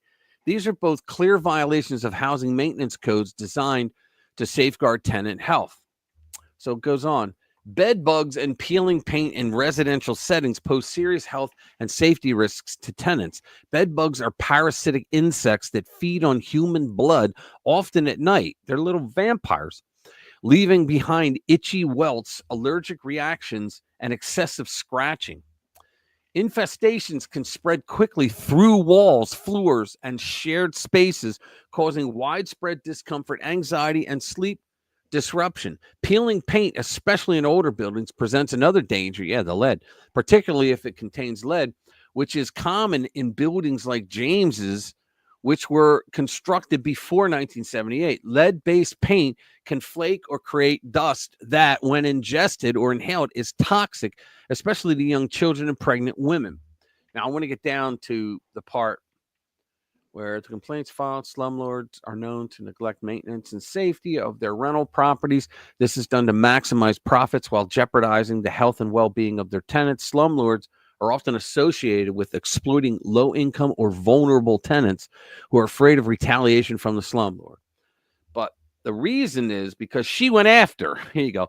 Ironically, James built her political brand on her professed commitment to tenant advocacy and housing justice. Now, Jade, we saw that a prosecutor down in a district attorney down in Atlanta, of course, I'm talking about Fonnie Willis, right? There was an interview she did, and I played the video here. But remember, she did an interview, and the woman asked her, so why should, the people of Fulton County vote for you over your opponent? And she said, because the people of Fulton County want a district attorney who is not going to have sex with their subordinates. I'm like, oh my God. When I found out, at the time, you wonder, where did that come from? Well, because apparently there were allegations that the guy that she was running against, who was the DA at the time, that he was doing it, and then said and spends the county's money on personal things. She did both. Nathan Wade, right? And she was sleeping with, she hired him and then started sleeping with him. And then she took money, the county money, and went on cruises with him. So, I mean, my point is, why is it that these black Democrat prosecutors, that's who it seems to be, because you also had Kim Fox, and you had the other one, Kim, what was her name, down in Missouri? I can't remember her last name, but they did the same thing. Yeah, they come out saying, I'm going to go against this, and then they commit the same damn crime. It's unreal. I really liked it when she said that she paid Nathan Wade, but that when he paid for the cruises, that wasn't, she reimbursed him with the cash she kept in the house. $33,000. Yeah. Yes. Everybody keeps a little pocket change around the house. Right. Throughout her career. She went into something about, and I believe, if I can remember the rant, she went into something about how black people know bad things can happen to them, so you better believe we keep this money around the house. Yeah, it should be condemned, exactly. What's up, Gina? Let me see. All right. So it says, throughout her career, she has spoken out forcefully against negligent landlords, supported sweeping enforcement actions, and emphasized the need to maintain safe and decent housing for all New Yorkers without bed bugs. James, in fact, has consistently positioned herself as a defender of the city's most vulnerable residents. Her public statements often stress that no one is above the law. Don't you love that? And that those who exploit or endanger tenants should be held accountable. Yeah, by the way, nobody's above the law. That includes you, honey. Yeah. As New York Attorney General, James has taken significant actions to prosecute landlords for code violations. Recently, now why would an attorney general be interested in a New York City landlord? That's not something that the attorney general would normally get themselves involved in, but she did. Recently, for instance, in December 2024, James secured a $6.5 million settlement from Lemur Management for subjecting tenants to hazardous living conditions. Well, I wonder how much she's going to have to pay. All of James's lofty principles are now clashing with a troubling reality. The hypocrisy is difficult to ignore. While publicly condemning landlords who allow their properties to deteriorate, James has failed to uphold those very standards in her own building. At this stage, addressing the code violations at her property is a necessary first step. A necessary second step is to acknowledge her failure to live up to her own standards. Anything less erodes public trust and diminishes the legitimacy of the tenant advocacy she has long championed. Exactly. But this is what these prosecutors do. They get arrested, beating their chest, saying, this is what I'm going to do. And yet they're liable for doing the same damn things, and they expect nobody. And did you see, James, when when the Trump administration filed charges, well, they said they're going to investigate. She came out. This is because I'm black. This is retaliation for me going after him for a legitimate thing. Yeah, legitimate thing. Like what he did was he didn't do anything actually, and they charged him with 34 felonies which didn't exist, but they converted him from 34 misdemeanors on documents charges that the statute of limitations ran out 6 years prior. And excluded exculpatory witnesses. You can't make that kind of stuff up, man. Yeah, you excluded all. They excluded the exculpatory witnesses. Well, yeah, exactly, because when they said they made them elections, federal election felonies, and the judge, same judge Juan Merchan, would not allow. Hey, what's up, Hasdock? No, I didn't even know you were here. Sorry, didn't see you. The judge Juan Merchan refused to allow a Federal Elections Commission executive to testify, saying Trump broke no federal election laws. So right there, and then he's a convicted felon. Think about it. As a conservative, you don't get to the liberal mindset. The best person to have in an office is corrupt because they are experts at it. Yeah, exactly. Yeah, but Rich, I know it's different when we. It's different when we do it. Yeah, the Democrats. It's different. It's different when we do it. Ugly truth. Oh, here we go. This is a good one. We're going to do the second one down. Here we go. Which judge are we talking about? Yeah. A dark secret Dem judge exposed. Wait a minute. The dark secret Dem judge was hiding, exposes ugly truth about activist judges. Here we go. The left has fallen in love with the villain, and they don't even see it anymore. Or if they do, they don't care. It's true. At this point, it's not just Trump derangement syndrome. It's full-blown psychological collapse. The left is so obsessed with opposing Trump and so incredibly desperate to cling to their warped version of moral superiority that they've completely lost the plot. They're not just sympathizing with criminals anymore. They're now hero worshiping them. It's true. And in the process, this flailing, confused, and evil political party has become the very thing they once claimed to stand against. It's true, because they painted themselves into a corner is what they did. We watched them turn career criminal St. George Floyd into a saint. There you go. We saw them glorify accused murderers like Carmelo Anthony and fight for MS-13 gangbangers like they're just misunderstood family men. And now, just when you think it can't get more deranged, we find out a Democrat judge in New Mexico was literally housing a Venezuelan gang member and known criminal in his own backyard. You read that right. And there he is. There he is with these gang members doing. Now that, I believe that is an MS-13 hand sign, the devils, because they're a satanic group. Believe it or not, they're a satanic group. Judge Joel Cano, a longtime Democrat and sitting judge in Doña Ana County, resigned in utter disgrace after Homeland Security agents arrested an alleged Tren de Aragua gang member at his home. The gangbanger, Cristian Ortega Lopez, whatever, is an illegal alien who's linked to violent crimes. He is also accused of possessing a multitude of firearms while living the good life in the judge's house. They got to look at all his bank accounts and offshore accounts. Because the only reason I could see he's doing this is because money. Let's get out of here. Keep in mind, this dangerous gangbanger entered the U.S. thanks to the Biden regime, which apparently didn't vet a single soul sauntering across the border.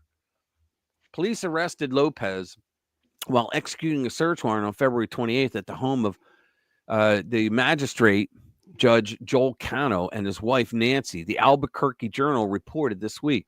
The report follows a detention hearing where prosecutors claim the illegal alien is a flight risk and an alleged Tren de Aragua gang member. Cano, a former police officer, allowed Ortega Lopez to file a request for immigration relief using the judge's residential address. Can you believe this? What the hell is up with these judges? Court exhibits also posted social media posts of the foreign national posing with the judge. Oh, this is unbelievable. The judge and the gangbanger even hung out at shooting ranges together. Holy cow. This wasn't just a he didn't know situation either. There's video of the judge and his wife actually hanging out with Ortega Lopez even handling a long rifle together like they were old chums. That's all we need to know.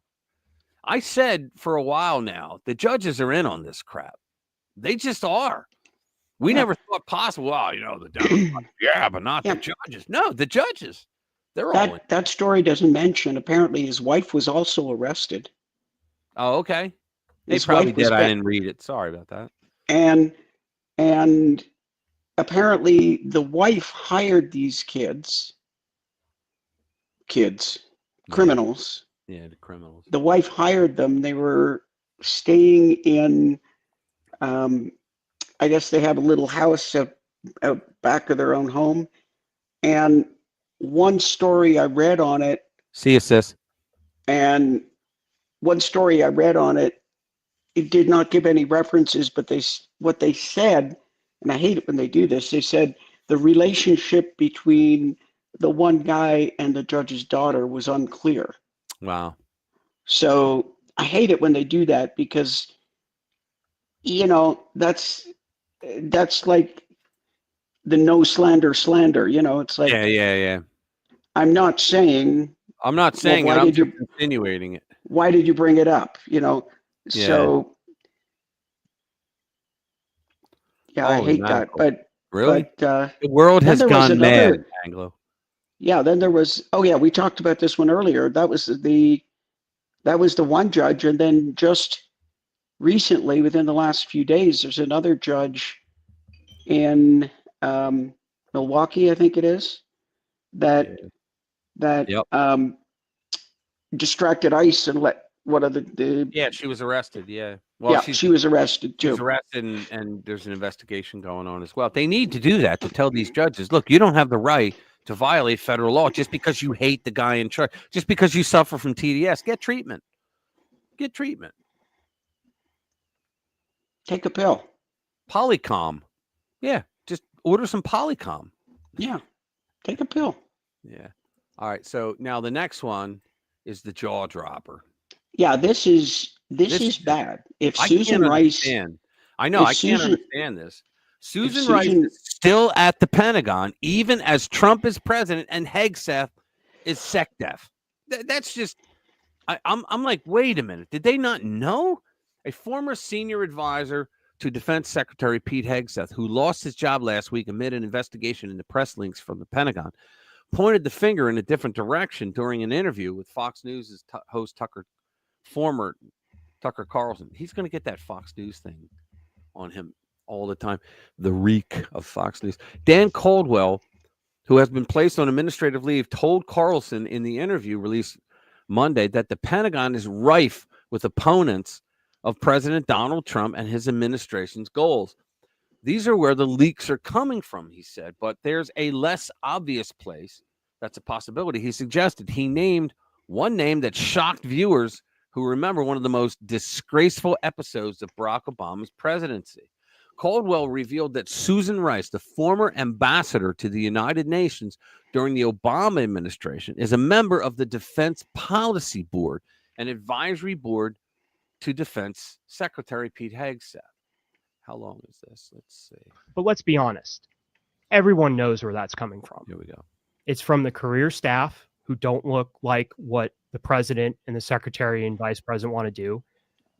There's people on the joint staff that I come to respect, but a lot of them are incredibly hostile to the secretary, to the president, and the vice president's worldview. It's pretty obvious that that's where most of the leaks are coming from. There's a less obvious place. I just want to point something out.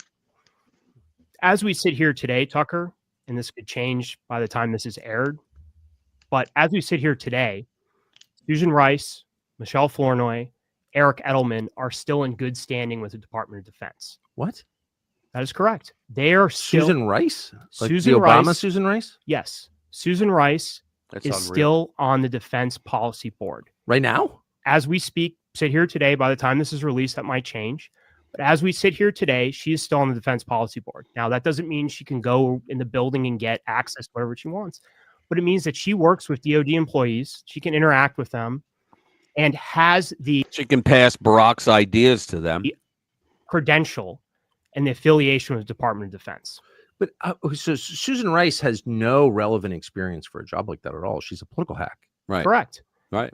Yet, as we sit here in April of 2025, about 100 days into the president's first term, she and a bunch of other people who are... Don't forget, guys, she was the one that exacerbated the lie that the attack on the embassy in Benghazi was because of a YouTube video about Muhammad. She went on all the Sunday shows and spread that lie. She's one of the, she and Leon Panetta. That's another thing. They're saying Pete Hegseth, sorry for the diversion, but they're saying Pete Hegseth, he's just not qualified.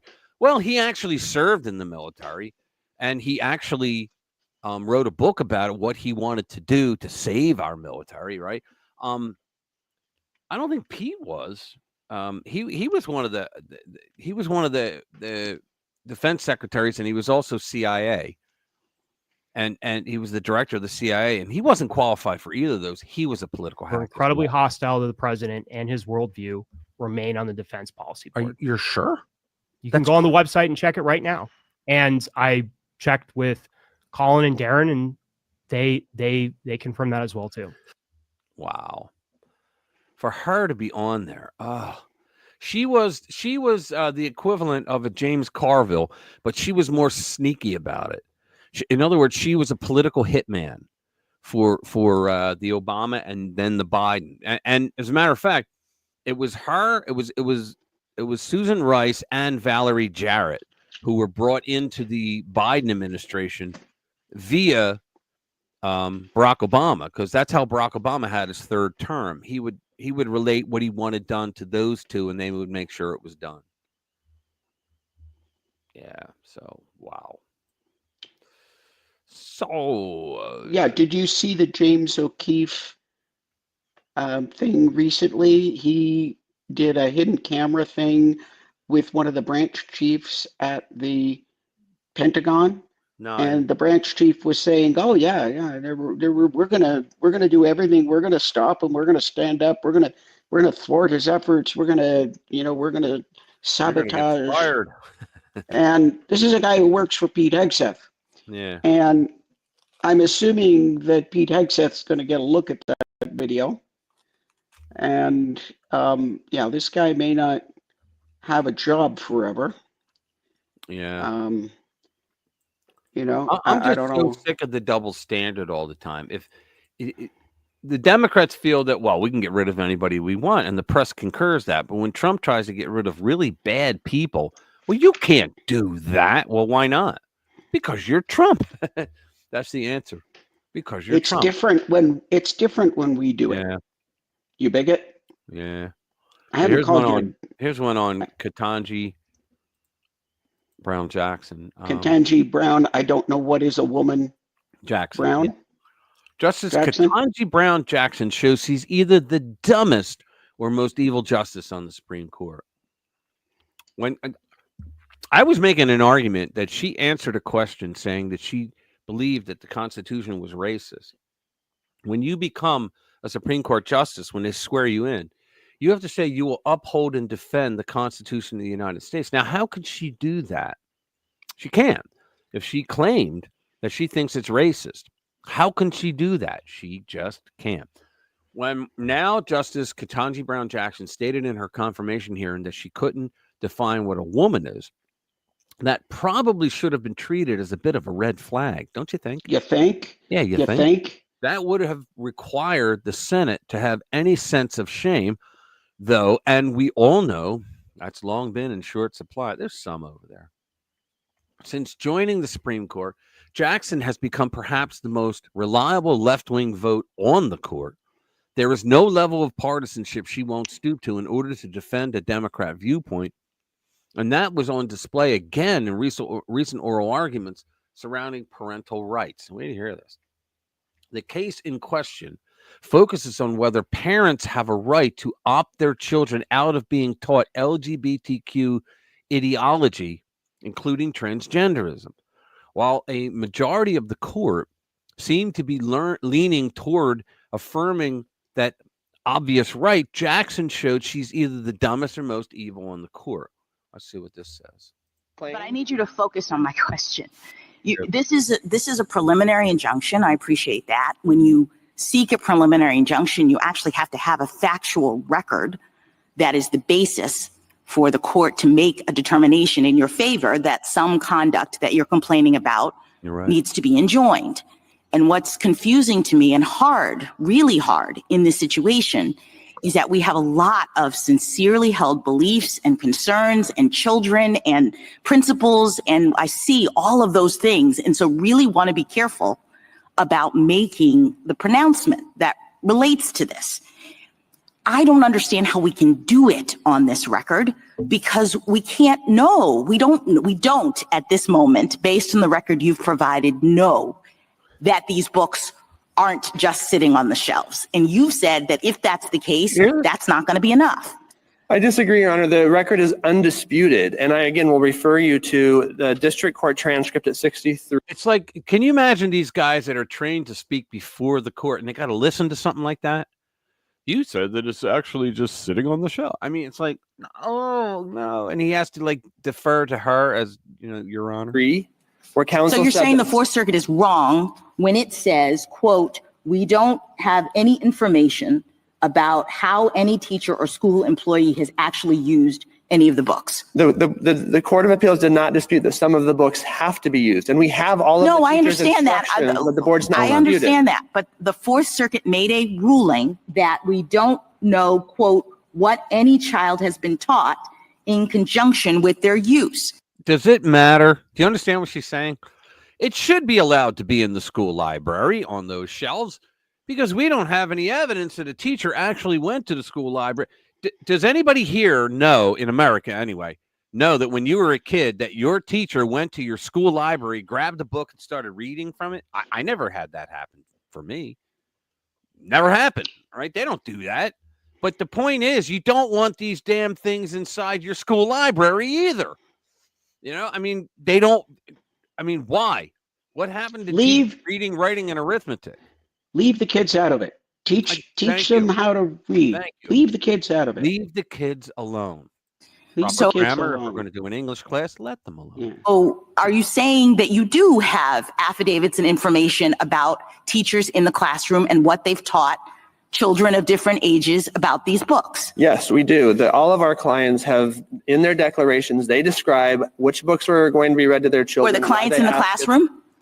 They were not in the classroom, but they know. And again, we don't have to wait until the injury has happened to get relief. The point of a preliminary injunction is that we can, when the injury is imminent, we can seek relief. All right, let me ask you another. For our children's is destroyed. Let me ask you another series of questions because there aren't any other series of questions. Commander, give me a sec, Rich. Commander, you're getting your pilot's license. Good for you. You probably knew, I think everybody knows, I am a pilot. Yeah. I am a pilot. I fly a Beechcraft Baron, which I own and I like very much. And she does. She showed me pictures of it. Nice plane. You're welcome, Commander. You're welcome to come up and visit me at Rocky Mountain Metropolitan Airport. Let me know when you might want to do that, and you know, I'll be happy to meet with you. I'll even buy you coffee. Oh wow. Yeah, but what kind of coffee? We talking that cheap crap or like really top of the line? All right, let's move on. You mean the cheap crap like they got at Starbucks? No, yeah. I'm talking about the good stuff that they have over at the Blue Sky Diner over at Rocky Mountain Metropolitan Airport. Here's some good news. I always like good news. And this good news is good. This is good political news, right? Sunshine State Dem announces switch to no affiliation. Democratic Party in Florida is dead.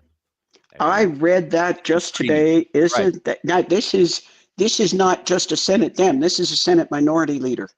Right, but Florida Democratic Party Chair Nikki Fried, who is a lunatic, lambasted the state lawmaker. Yeah, she's Nikki. She's nuts.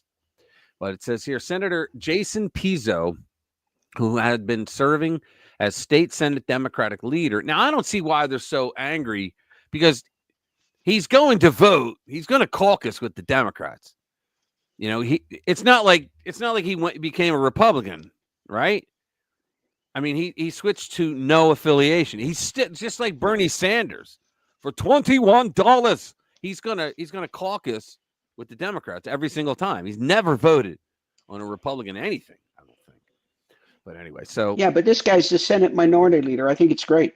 yeah, oh yeah, me too. Who have been serving as a state Senate Democratic leader, right?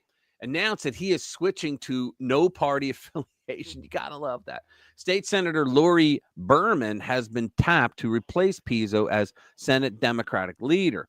During a speech on Thursday, down there, like I heard that after the last election, I think it was 2020, I think. The Democrats, the donors just pulled out of Florida because they're like, super majority red, everything's red. Nope, we're not putting money in there. No one's going to win for now. Because the DeSantis. They gave up on Florida. Yeah, they did. They did. So during the speech, he said the political party system here in Florida is nearly dead.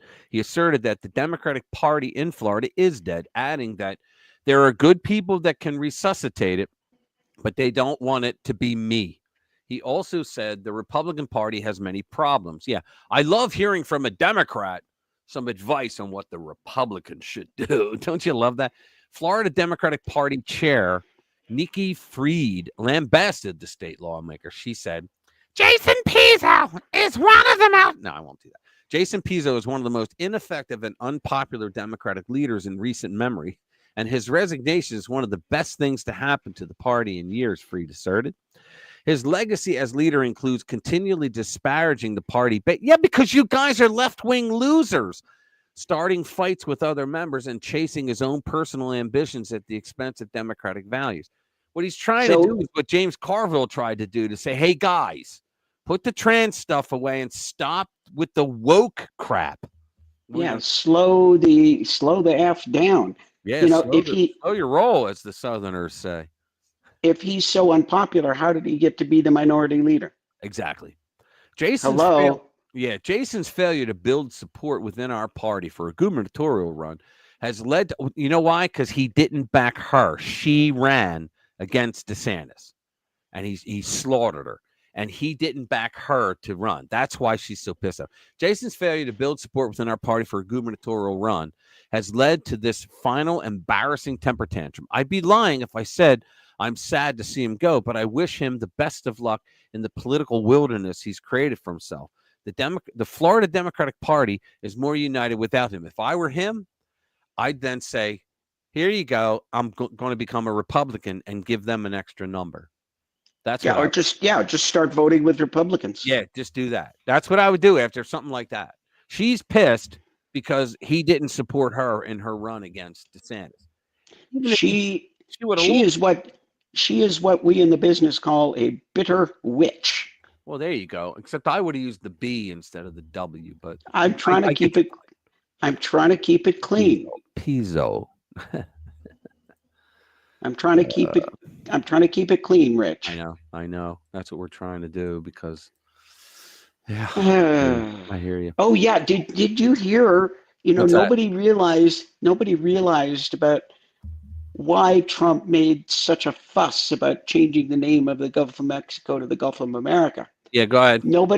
Everybody thought it was just some sort of little vanity thing. Right. He never does something like that. Right. He plays 4D chess, and sometimes I think, it's the oil, because all the rules. The reason why we have the right to do that is because more land of the Gulf of America is on the American side.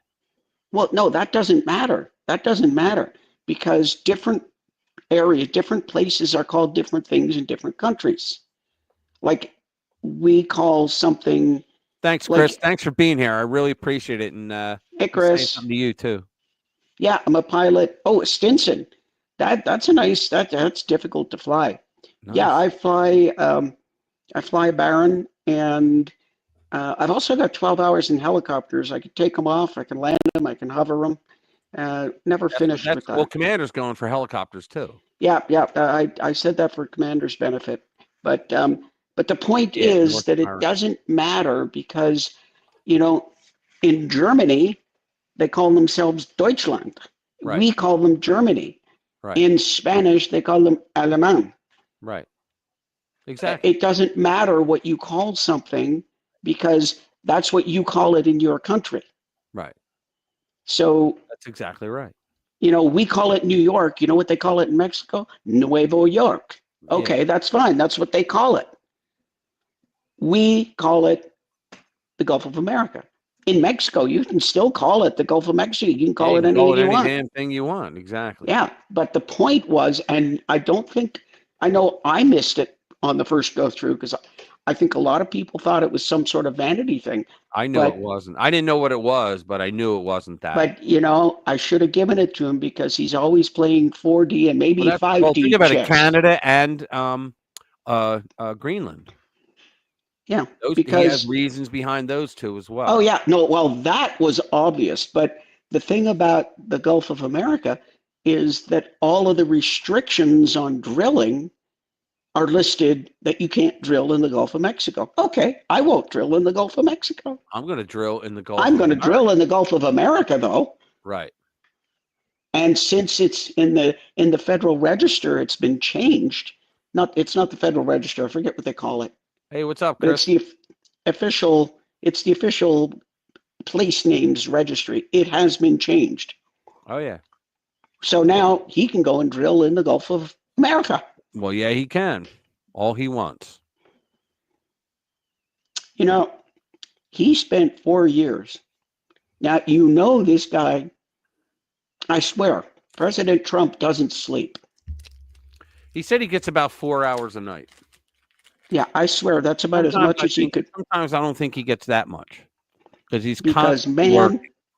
He is thinking, he is working, and do you know how much he must have put into this whole thing in the 4 years that he was down?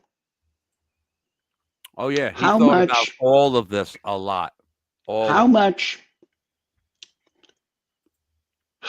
and how many people, you know, did he conference with every damn day? And he was thinking, and he got all of the people around him that he wanted. He said, okay, this is what, and this is how. And you're right, Anglo-Saxon. He doesn't give two flying. Yeah, he doesn't family give atoms. two shiny. Yeah, he doesn't care. Yeah. Yeah, he doesn't give two flying fanny atoms, which is one of my favorite expressions. But the point being is he spent 4 years getting smart.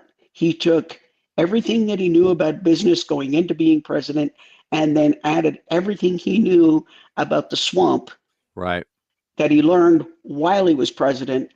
And they sat around and they conferenced, I'm going to bet every damn day. I'm going to tell you something. I think you're right. And I think what they did is they said, okay, we're going to do this shock and awe. And we're going to do it in the very first 100 days. They're not going to know what hit them because every time they get outraged over something, the next day they're going to have to get re-outraged all over again. And we're just going to give him something he's done so far is within the law and it's within his Article 2 authority. The Dems, the libnuts, they just don't like it. Yeah, they don't like it. So he has to be very careful because he doesn't want to be seen to be outside the law. He has to be very careful. He has to, like, he would, I'm sure, like to shut down Boasberg and have him arrested. But if he called Pam Bondi and said, go arrest this guy, that would not be legit. So he has to be very careful because anything that he does is being examined so carefully. And we, you know, they're going to say shit about him anyway. So let's not give him any legitimate reason to. Right. So anyway, I've talked enough. No, it's good. Let's see. The next one is, well, guess what? We're going to read that story right now. Well, you want to read it? I saw it. That's why I went off on Gulf of America. We can still read the story. Yeah. I've pretty much spilled the beans. Yeah. No, it's all right. We'll read it. Trump admin will boost Gulf of America oil production by 100,000 barrels a day. Do you know what that's going to do to our gas prices? Down, down, down. And the price of everything. No, it has to do with the global. No, it doesn't. And the price of everything that depends on everything else that works on oil. Too. Transport. everything, plastic, you name it, everything. The Interior Department, the delivery of things, exactly. That means the prices are going to come down because the anything delivery that's charges, transported anywhere, Yep. which is everything. Yeah. The Interior Department is helping to increase oil production in the newly renamed Gulf of America by 100,000 barrels per day under a new policy following President Trump's executive order. I'm surprised. I'm really surprised that the rogue judges haven't said, you can't do that. I'm really surprised. Interior Secretary Doug Burgum announced that all offshore oil drilling in the Gulf will now be able to tap multiple reserves or reservoirs, at the same time and at far higher pressure than previously allowed to immediately boost output by around 10%. Can you imagine just that one area is 10% they want to put out? The department cited a September 2023 study from the University of Texas, naturally, that found that over the next 30 years, up to 61% more oil can be produced than currently. This is monumental milestone in achieving American energy dominance. Look, here you go. We're delivering more American energy more efficiently and with fewer regulatory roadblocks. That means lower costs, more jobs, greater security for American families and businesses, as President Trump has promised. So these idiots don't realize that the iPhones that they use to trash Trump over the oil production are made out of oil. They don't seem to get that. Yeah, I mean, how many petroleum products do we use? My God. Oh, yeah, I know. But anything that is transported anywhere. Speaking about petroleum products, RFK Jr. finally put the ban on those dyes because they have petroleum in them. On all those dyes, he put a ban on it, which I think is a darn good thing. I don't understand that. You're putting this crap in there. Yep. And why? Why? Because you think people will be more attracted to it if it looks a little bit redder? It's because of money. No. They want to sell more of their product. Well, so they want to make it cheaper to do that than to get it's cheaper to do, instead of the color red, to use a bunch of strawberries. It would literally be cheaper to cranberries. Cranberries, whatever. It would literally be cheaper to use a synthetic drug or chemical that they make. It would literally be cheaper to do that than it would be to get that kind of fruit and to have to go put it through all that stuff to make it so that it would stay the color and all that. You know, back in the day, in medieval times, they used cranberries to make the red dye for clothing. Yeah. All right. Next. Deported. Yeah. Hold on. Breaking Trump. Yeah. I don't know if you saw Sheila. She wants another Dr. Jade moment. You want to read something?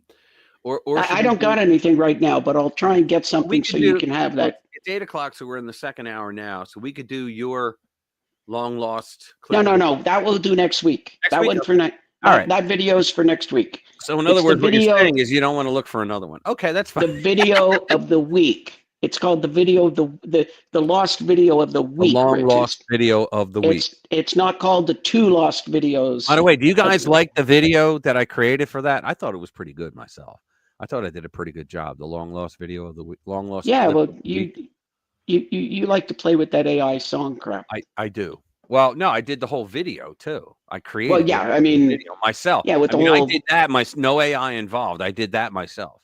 Oh, okay. Yeah. I built that myself. I thought I did a pretty good job. I have another song. Ooh, I can play it because I own it.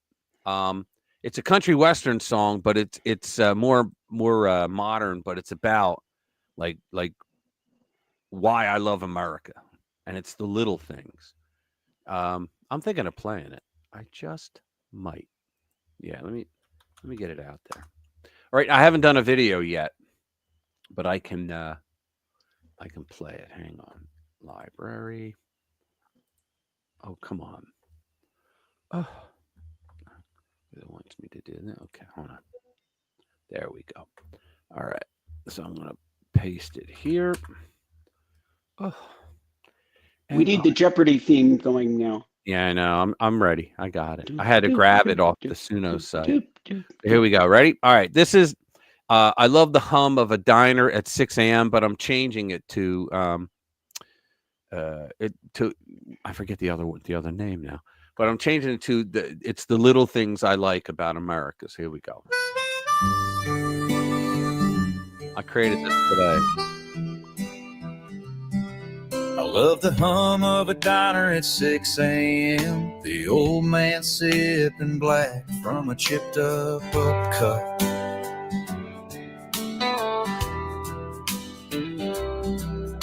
Stars and stripes on a front porch stem and a kid on a bike yelling, "Hey, what's up?" It's the little things that make her shine, like a muddy flag on a mailbox line, a Saturday game, a porch light glow. It's the heartbeat of this land, I know. Not the headlines or the big time scenes, but the back roads and the in-betweens. Yeah, I love America and what she brings. Most of all, I love the little things.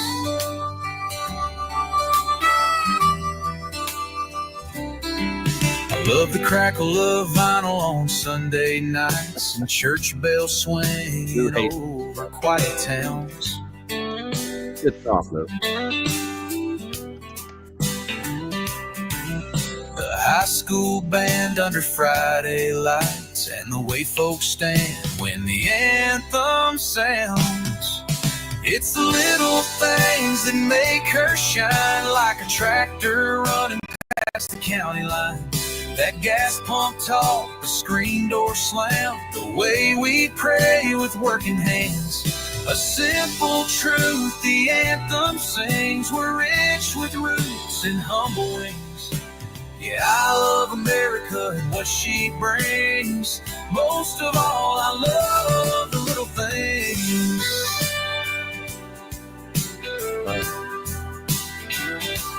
It ain't in a tweet or on the phone. It's in the soil, the flag, the stone. It's handshakes firm and words that mean, and nights where stars feel close and clean. It's the little things that make her shine, like a soldier's boots in a welcome line. The pledge at school, a freedom ring, the quiet pride in everything. So here I stand and loud I sing, I love this land, her soul, her swing. Yeah, I love America and what she brings, but most of all, I love the little things.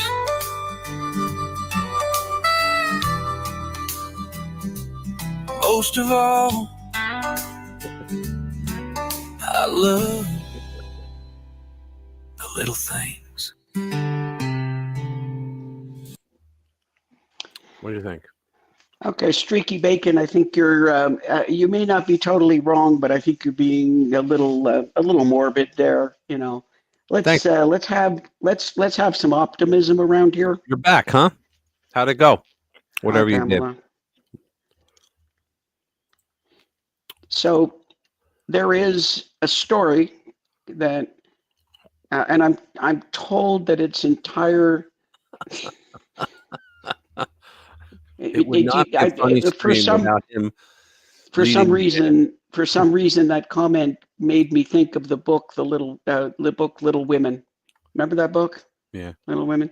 I have no idea. I have no idea why that comment made me think of that. But anyway, there is a story which apparently is 100% true.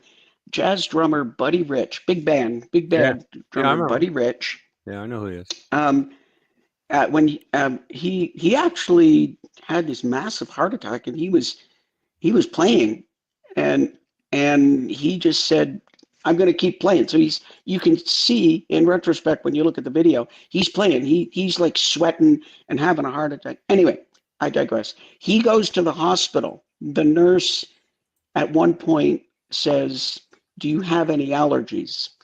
And he says back to her, he looks at her, he says, "Country music." All right. I was not like when I was in Austin a few weeks back, well, a month ago. I was in my son's car. He just bought a new car, and I was like, why are you listening to this? It was country, and I liked it, but it was old school.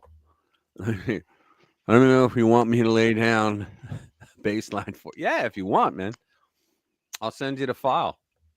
But yeah, I know they are the best, Commander. You're so right.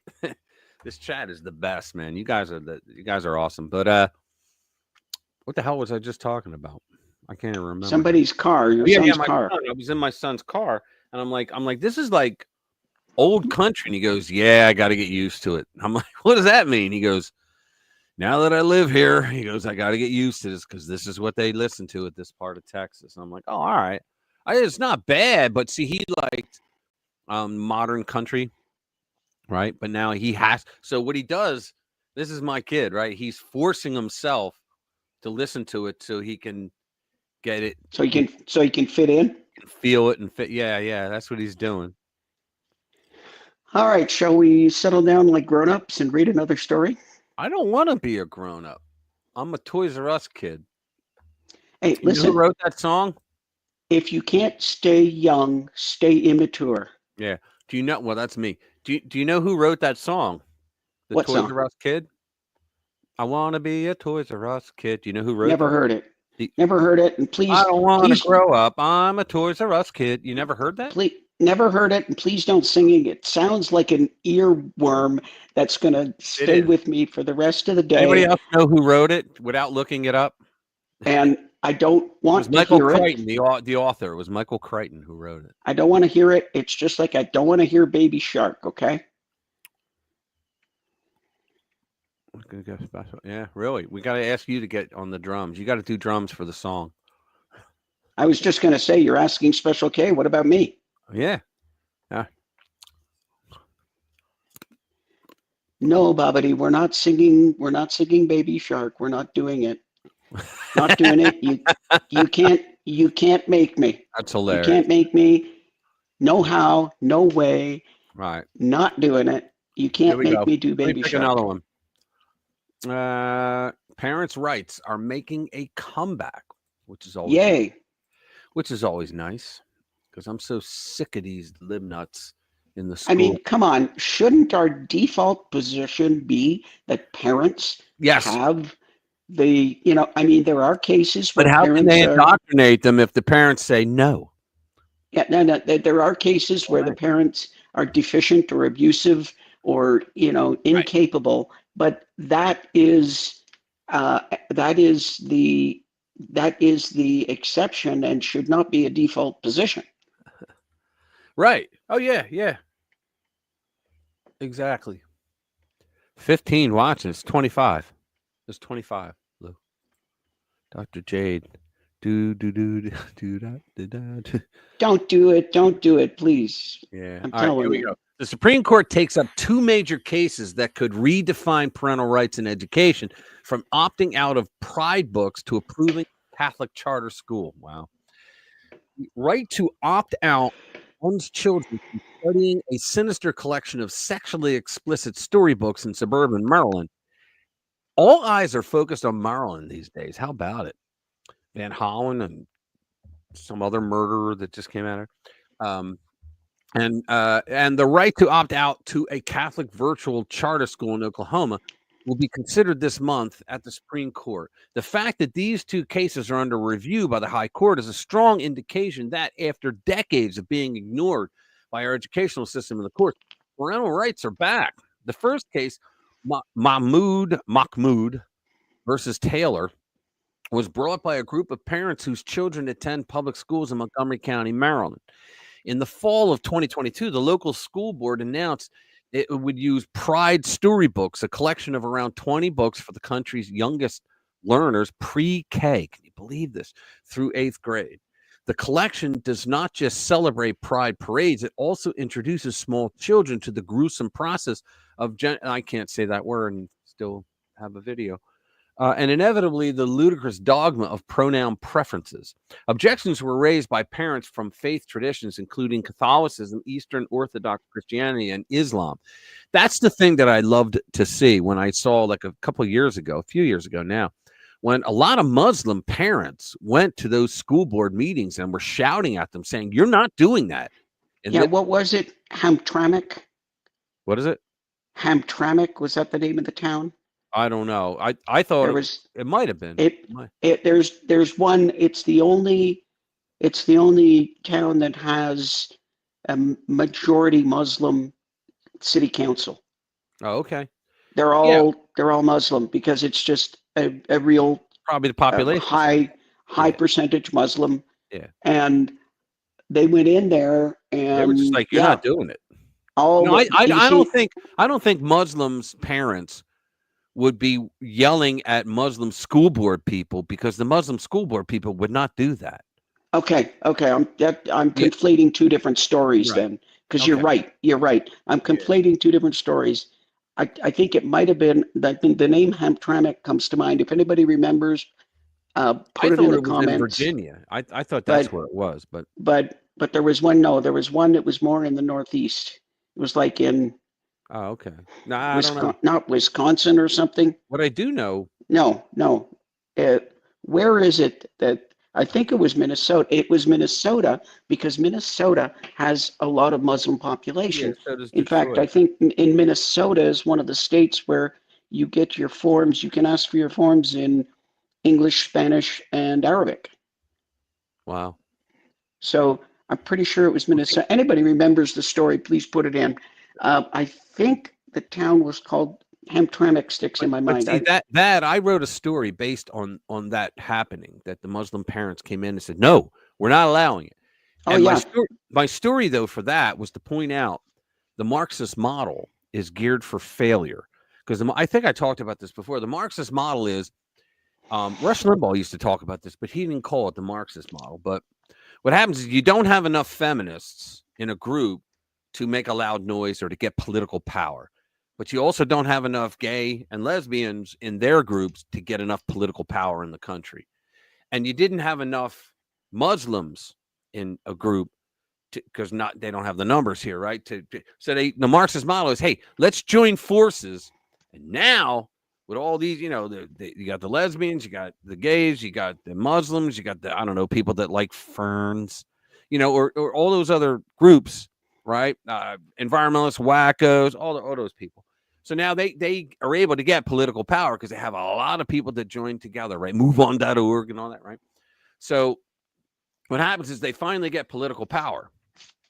And then once they have the power achieved, people like the Muslims go, you know what? I don't need to be aligned with these left-wing kook nut jobs anymore at the expense of my children. And so they break free. And the others go, wait a minute, we were a team.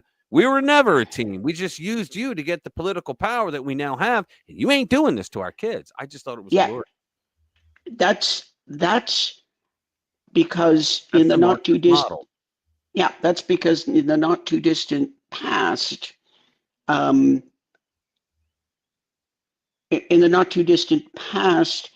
they were able to preach to one group over here and another group over here and another group over there, and tell them different things in each place. And so when you went and talked to,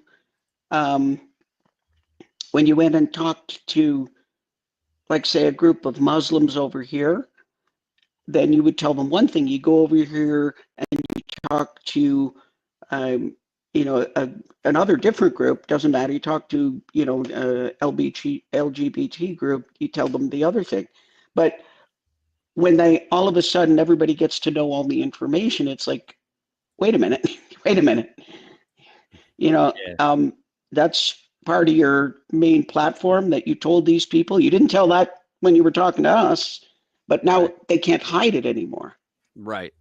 But some of the glorious things. Have you seen some of the protests where it's they have signs that say "Gays for Hamas" or "Gays for Palestine"? Yeah, and you're like, wait a minute, they'll throw you off a roof because they don't. You do realize they don't have too many. You do realize that if you're a man, they will throw you off the roof. Yeah. That fifth floor building.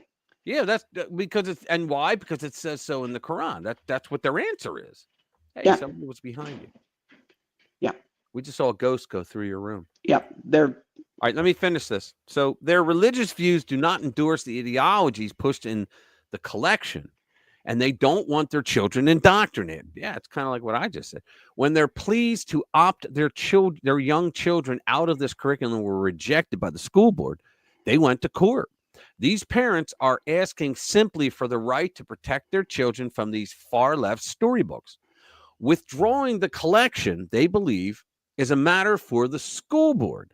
The district court ruled that the parents shouldn't show that the school boards couldn't show that the school board's no opt-out policy burdened their religious exercise.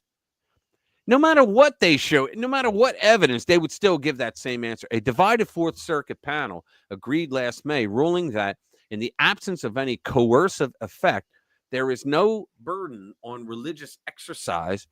Losing twice in the federal court is enough to discourage most parties, but not the. Don't mess with a mama bear. Don't do it. Don't mess.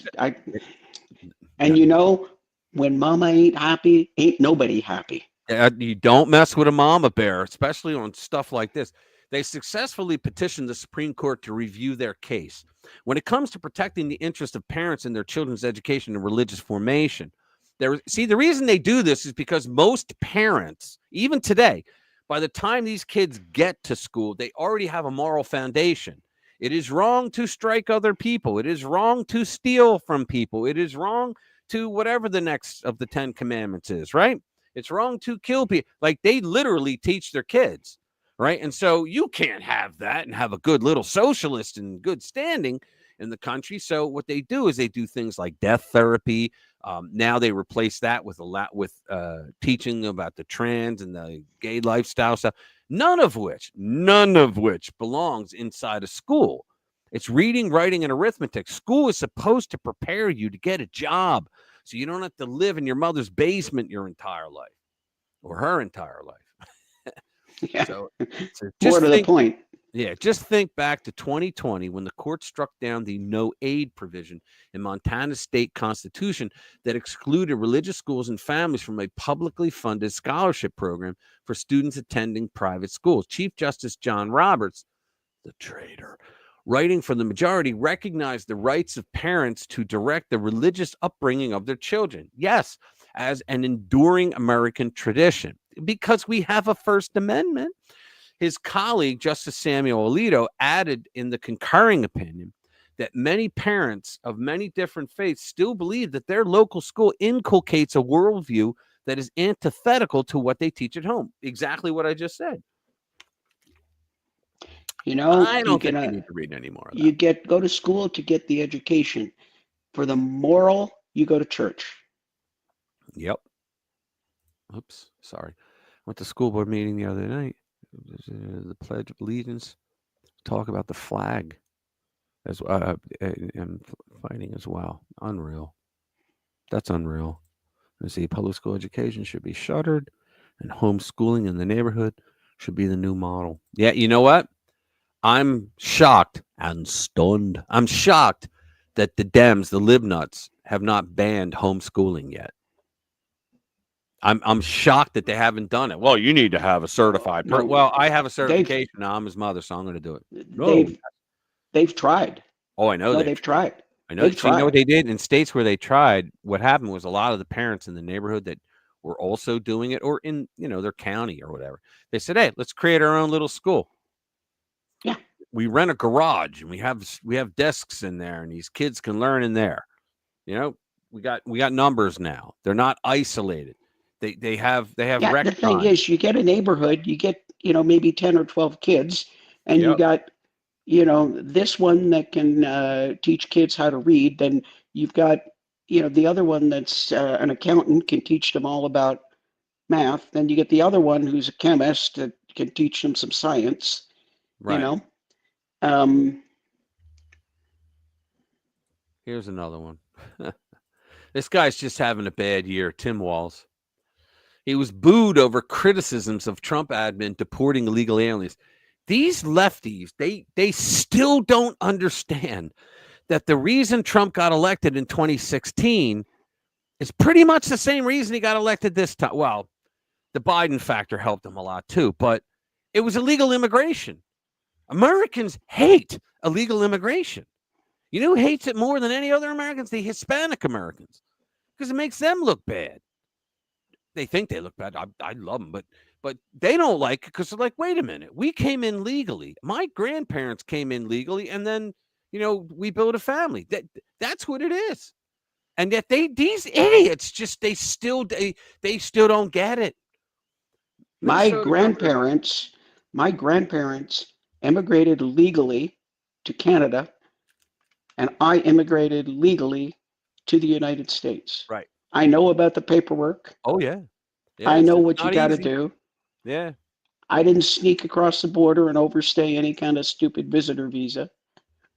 It took a while, and I went in and we did our civics test, which I think everybody should have to pass before voting, but that's another story. Right. And let me get so I'm an immigrant. Yeah. But I love how the libnuts say, we're all immigrants. No, we're not. We're a nation of immigrants. No, we're not. We're a nation of citizens. That's what we are. That's what every country is. You're a nation of citizens. If you're a nation of immigrants, what does that mean? What does that mean? I'm a nation of it. No. Well, somebody in your family, yes, but they're dead and I'm here now. I'm a Native American. I consider myself Philadelphia, Pennsylvania. I'm native to the country. I consider myself an American. Right. That's it, man. So does everybody else. If I'm having a good time, I will call myself an Irish American. There you go. But that's because my family all came from Ireland. So Minnesota Governor Tampon Tim Walz, Democrat, was booed after he criticized the Trump administration for deporting suspected criminal illegal aliens. They just don't get it. During his State of the State address, Walz, the former vice presidential running mate of former Vice President Kamala Harris, accused President Donald Trump of tearing up the values that once made the United States a shining light of the world. See, this jackass doesn't seem to understand that if he sent legal immigrants home that were trying to come in legally, if he was deporting them, sure.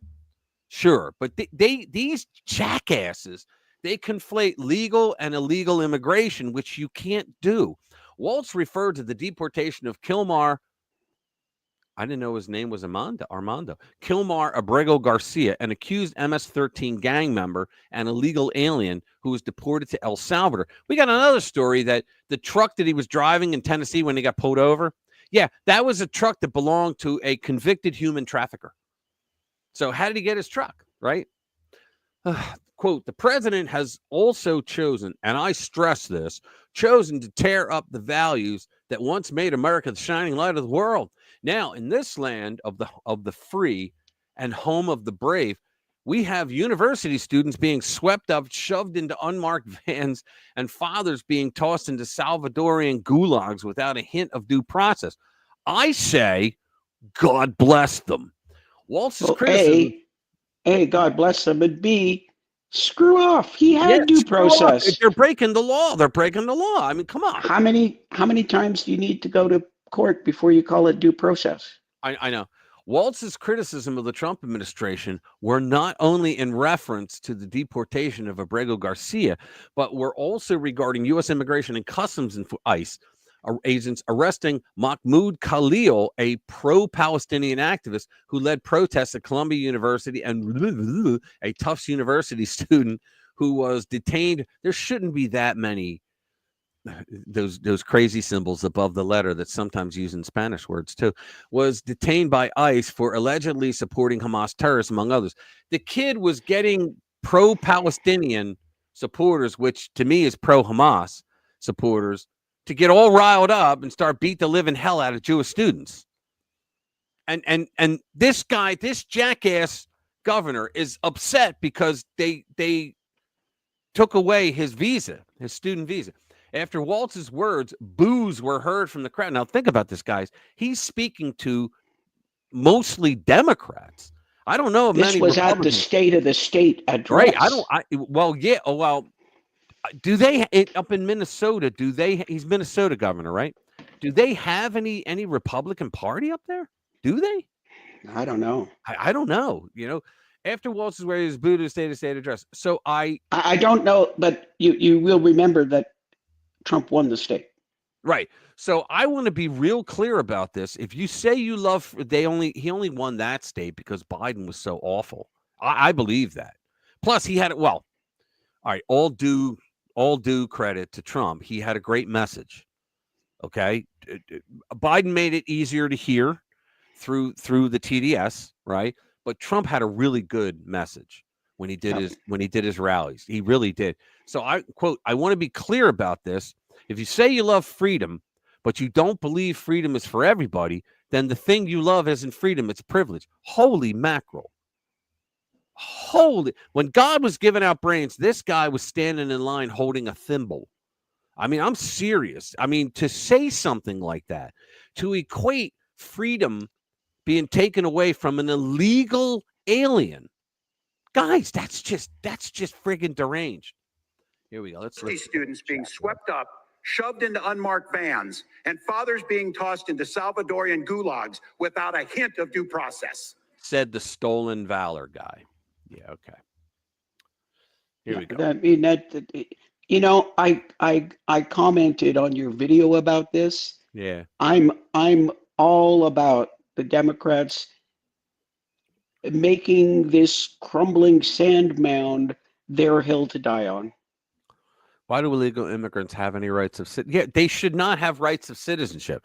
Why are the Dems using the tax dollars to defend these illegal immigrants? It baffles my mind too. No, it doesn't boggle my mind. It's obvious. It's power.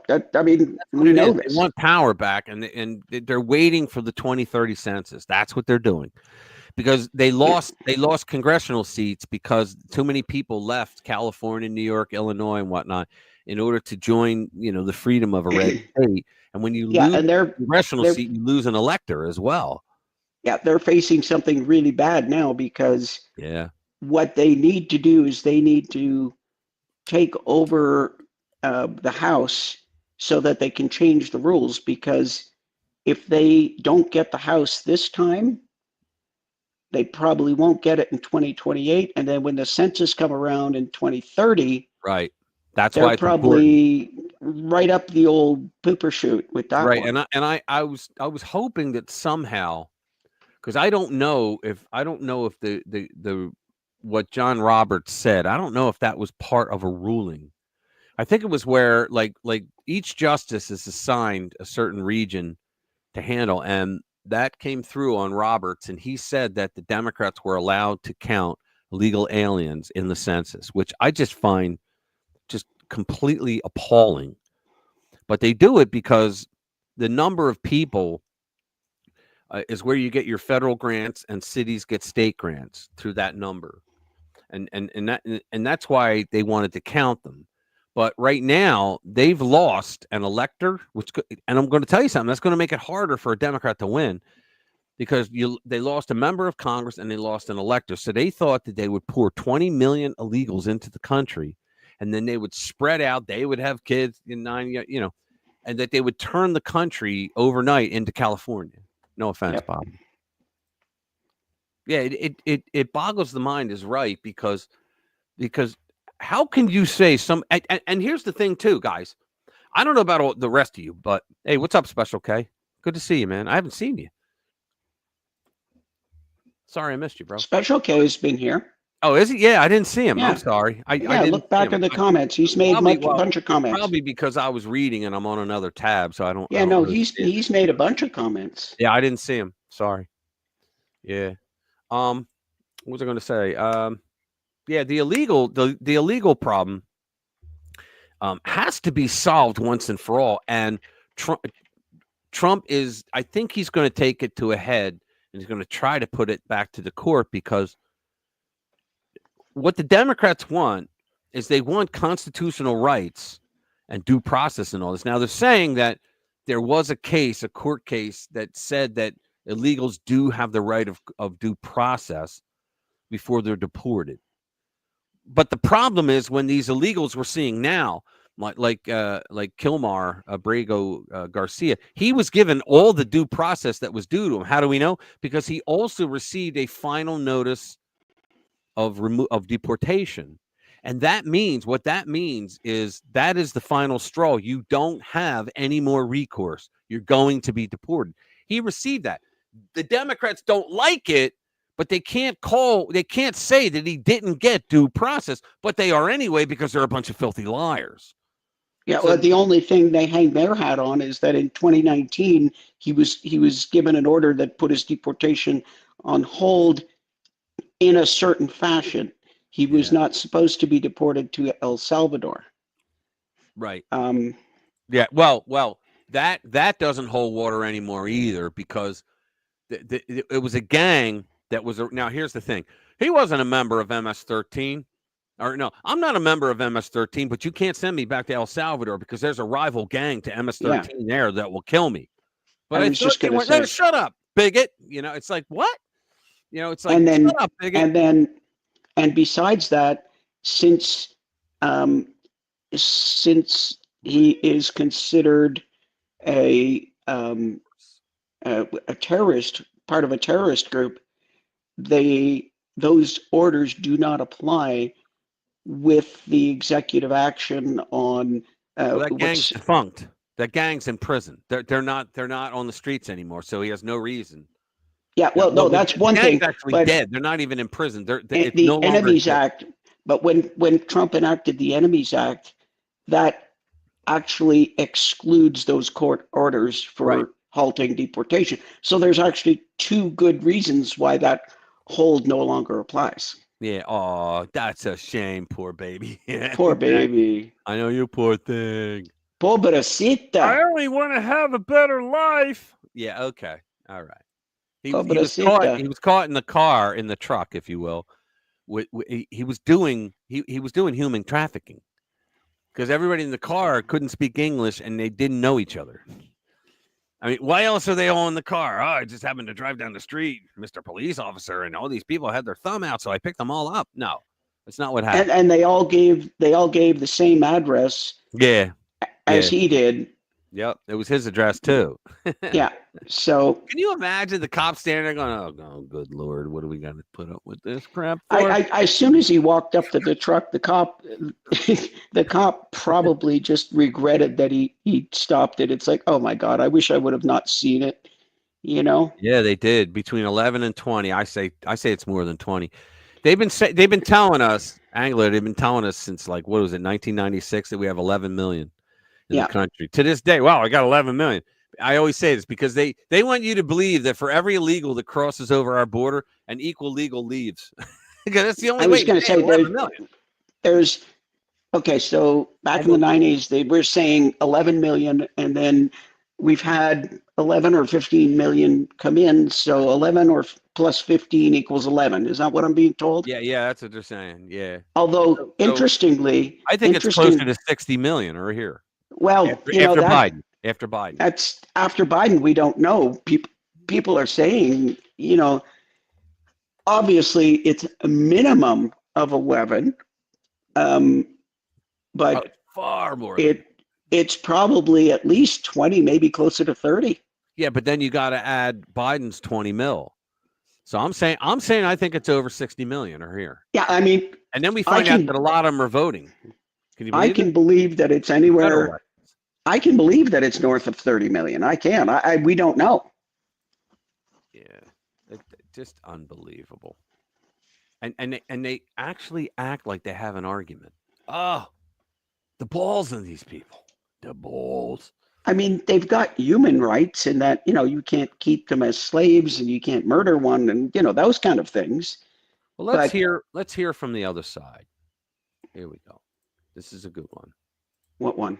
I'm going to tell you in a second. Right here. Ready? Legal immigrant tells journalist Mark Halperin she's disgusted with how Dems are bending over backwards for Maryland man Abrego Garcia. Let's get to the video. Maryland man. In Florida, and I'm just calling regarding the Gabriel saga. I am Hispanic, but I am a citizen, legal citizen. God bless and I am disgusted, and I am so angry with liberals going out of the country for this guy. And I don't know. Because she came legally, and now the Democrats are spitting on what she did. They're spitting on it. Imagine, Jade, if when you came here and you filled out your paperwork and you went through all the legal process and took years and all that, and then somebody comes along and says, well, you know what, we're going to let all these other Canadians just come in and not have to pay anything. And in fact, we're going to give them credit cards, like debit cards with money on it, and we're going to put them up in hotels and you're going to pay for it. Yeah, they don't have to get an immigration lawyer. They don't got to do crap. Yeah, don't have to do anything. We're just going to let them in. In fact, we're not even going to care where they're coming from. We're just going to let them roam. They're probably going to stay in all the cold states. I'm kidding. And you remember all the criminal background check that you went through and all the financial stuff you had to talk about and the physical that you had to go through to make sure you didn't have an STD. Did you know they did that? I don't know if they still do that. No. But they actually wanted They to didn't make even check for COVID. Are you kidding me? The Biden regime didn't even check for COVID when they were locking our asses down. They're letting these people over. They had outbreaks of COVID. We want they've had outbreaks of measles. Yeah. Well, Texas has it. Why? Well, because you got people with the plague coming over. I mean, for goodness sake.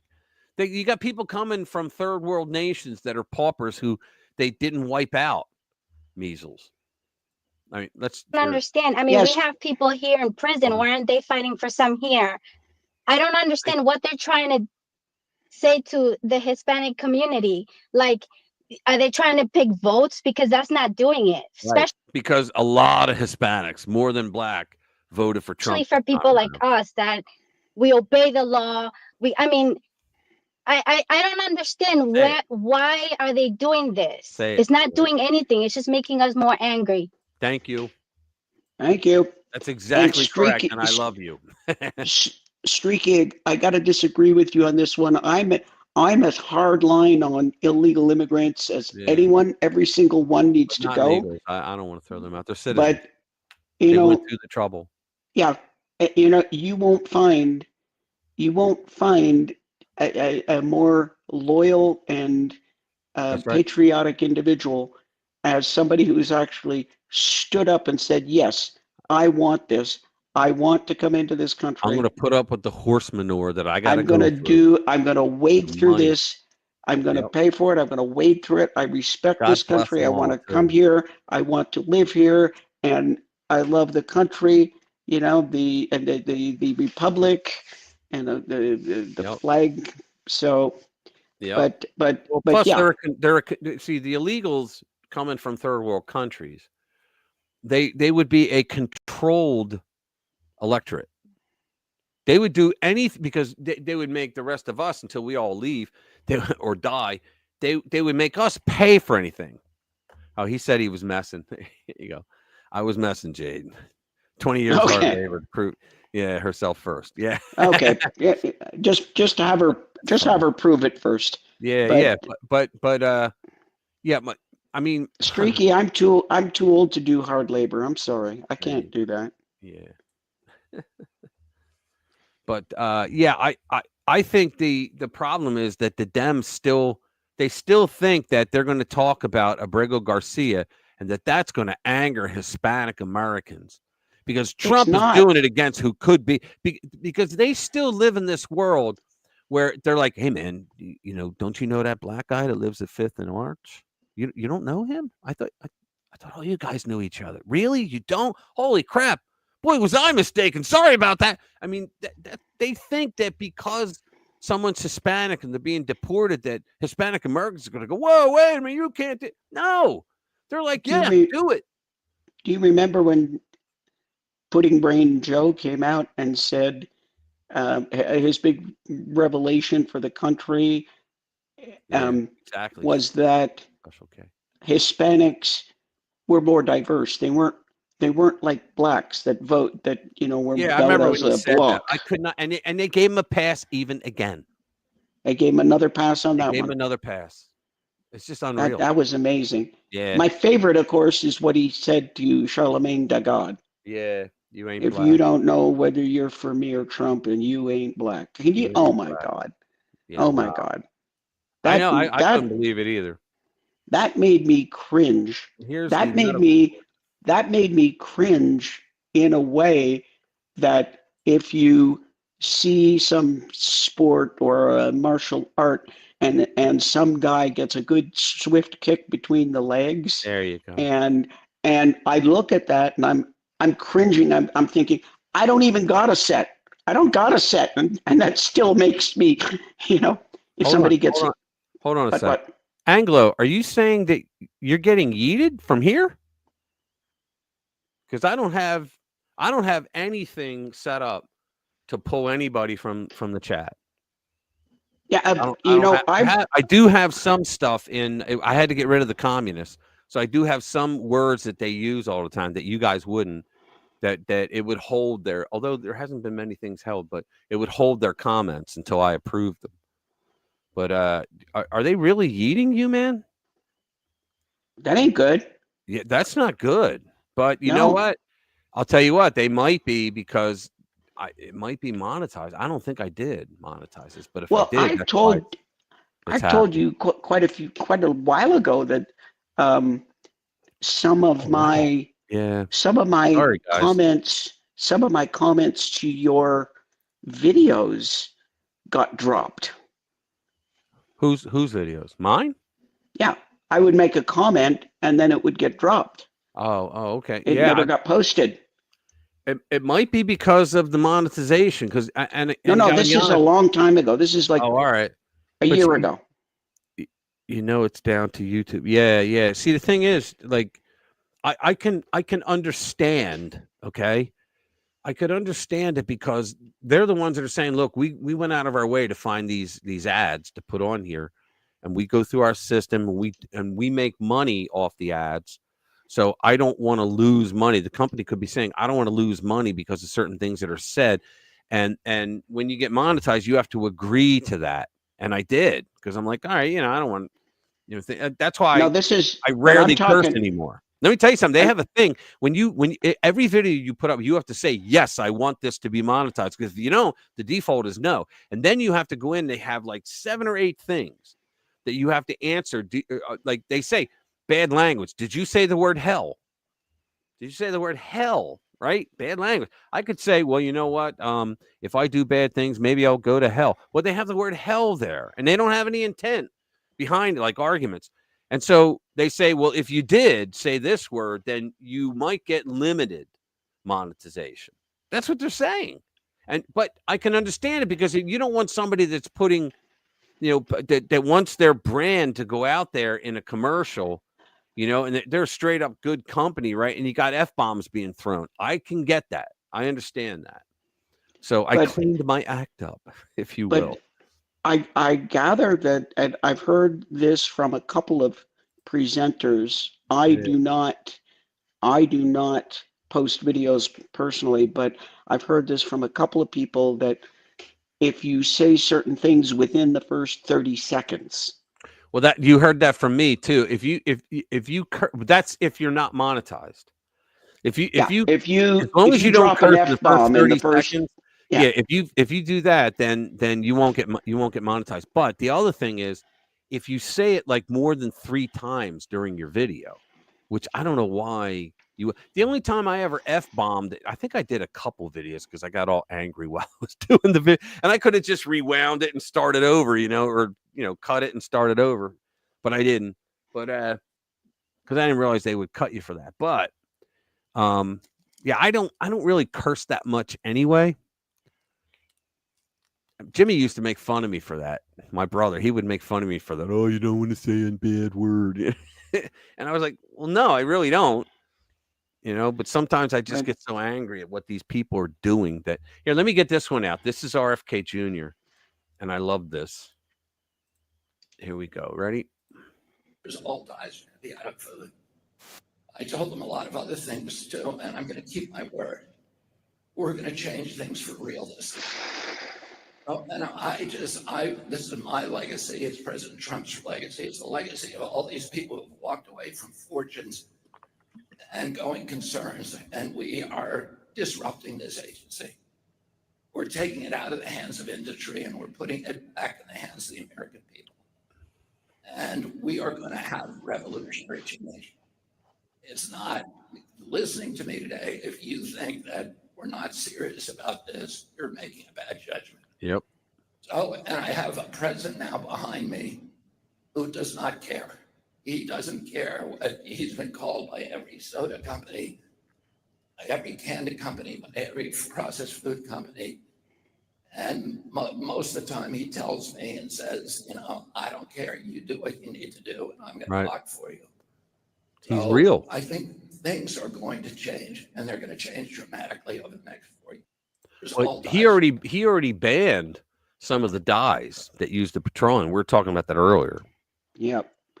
You know, Sheila says we're going to have to do some rhyming. And how about this? How about this? Rich, what's the difference?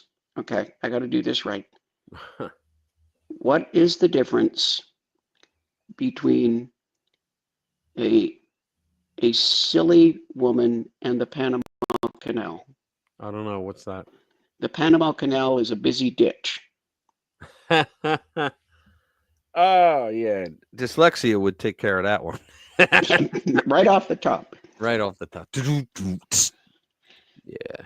Tribalism. End tribalism. End tribalism now. Let's go. Steve Bannon has one. The walls are closing in on Judgment Day. That's another one. I want you guys to hear this. Okay, let me back up. Here, let's bring it up. Here we go. Until it's not with Trump, you got now's the time to set things right. And this is why the frustration of folks, I understand, over DOD, we're frustrated DOJ and FBI and others, not enough investigations, not enough people being walked out, not enough people, grand juries in front of grand juries. You're not breaking up the deep state fast enough with a sense of urgency. But right now, what's before us right now is going to be the big, beautiful bill. And the bond market is going to get a vote. They already got a vote. This thing that happened over the last couple of days is not just simply about the trade war and the tariffs. It's also in the senior executive editor of North America for the Economist magazine said on TV the other night. It's also they look at the spending coming out of the big beautiful bill. As I warned, you just don't have unlimited alternatives now. You don't. We're past that point. You're narrowing and narrowing and narrowing. And both the radical Democrats are the worst. They want open borders and unlimited spending and don't care, and they run around like children. But the controlled opposition of the Republican Party, the people now defending the elites from paying up, or at least paying a little bit more, rhinos, are the ones that went along, got tapped along the entire time on this spending, and supported the wars in the Middle East, and supported a whole lot more. So the day of reckoning's here, folks. The simple math is, unless you raise the taxes at the upper bracket, the math doesn't work. The math ain't that great with doing that. Yeah. But that's kind of a starter. Yeah. When he gives a warning, you want to listen to it. Yeah, and he doesn't pull his punches for anybody, for either party. Right. Now this is the one that I thought I was putting up, but I got it wrong. What one are you looking at? I got one now. It's not a video though. It's Steve Bannon again. What he's saying. Hang on.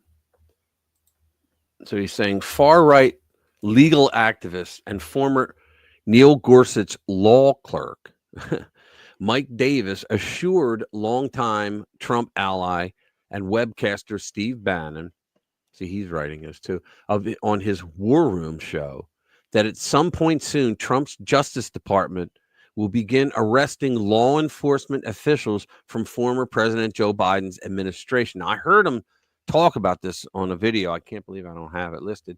And he said, guys, we always hear this video. When's it going to happen? He goes, I'm telling you right now, it's happening. So he wrote, quote, I just had several meetings at the Trump Justice Department, said Davis, who has called, for stripping federal judges who rule against Trump of power. I met with the Attorney General Pam Bondi, the Deputy Attorney General Todd Blanche, and Acting Number 3 Chad Maisel, and the incoming Number 3 Stanley Woodward. And I want to reassure, hang on, it's just a clip. Want to reassure the War Room posse that they are very much on it. So in other words, he's warning us. He's telling us, yes, arrests are coming, and people are going to lose their damn jobs. Grace Chung. Yeah, it should. I mean, they need to dig deep. They need to dig deep. I didn't think it was that bad, but they need to go into the DOD. They need to go deep into the really FBI. do. They need to really do, man. Slash and cut in the FBI. Three. Okay, we got room for one more probably. Yeah. I put so many up there now that we don't get to them all. We don't get to them all. Gangbanger. Do you want to have a feel-good story? Borders says 60,000 illegal immigrants arrested so far. Yeah, sure. Hang on. It's a feel-good story. Yeah, I would say so. It's from Zero Hedge, I believe. Yeah. Borders says 68,000 illegal immigrants arrested so far. More to come. I would put the word many more with the way that Homan is. It says approximately 68,000 illegal aliens were arrested inside the United States over the past 3 months. Only 19,900,000. How many more? Tom Homan, designated the Borders Czar by President Trump, told reporters at the White House on April 23, quote, "And we're going to continue despite what the district court says." Now, they'll say, you got to answer and respond, and you got to support the judge's order. Yeah, kind of like Joe Biden, right? Yeah. When he gave the double barrel middle finger to the Supreme Court, right? U.S. District Judge Alvin Hellerstein, instead of ruling on April 9, which he extended on April 22, blocking the federal government from utilizing the act, citing a lack of legal protection for the accused. Are you kidding me? They're here illegally. No, wait right there. That is absolutely false. That actually went to the Supreme Court. Mm-hmm. It was the case when they went against Nixon for bombing Cambodia. Right. And that case settled for all of time. The Supreme Court said, no, courts are not allowed to direct the executive in matters of national security. When he's commander in chief, yeah. They cannot tell the executive branch what to do. I'll tell you what, this is an invasion. And they go, oh, you're just playing with words. No, it was a freaking invasion. Yeah. 20 million illegals? 48,000 Chinese men? Use of the Enemy Aliens Act in that case was found to be above judicial review. Right. It was not. Unless your name is Donald Trump. Yeah. It was not subject to judicial review unless you're a Republican named Donald Trump. Right. U.S. District Judge Alvin Hellerstein issued a ruling on April 9, which he extended on April 20, blocking the government from utilizing the act, citing lack of legal protection. Okay. So he pushed back, saying maybe we've got to hold off on some of the deportation operation we're doing, but it's not going to stop us from seeking these people now, arresting them, and taking them off the streets of the United States while we're waiting for the courts to decide. You got to love this guy. He loves his job. You got to love him, man. Trump gave law. Yeah, we're not deporting them. We're just detaining them. Right. In El Salvador. Right. Or on the others in Mexico.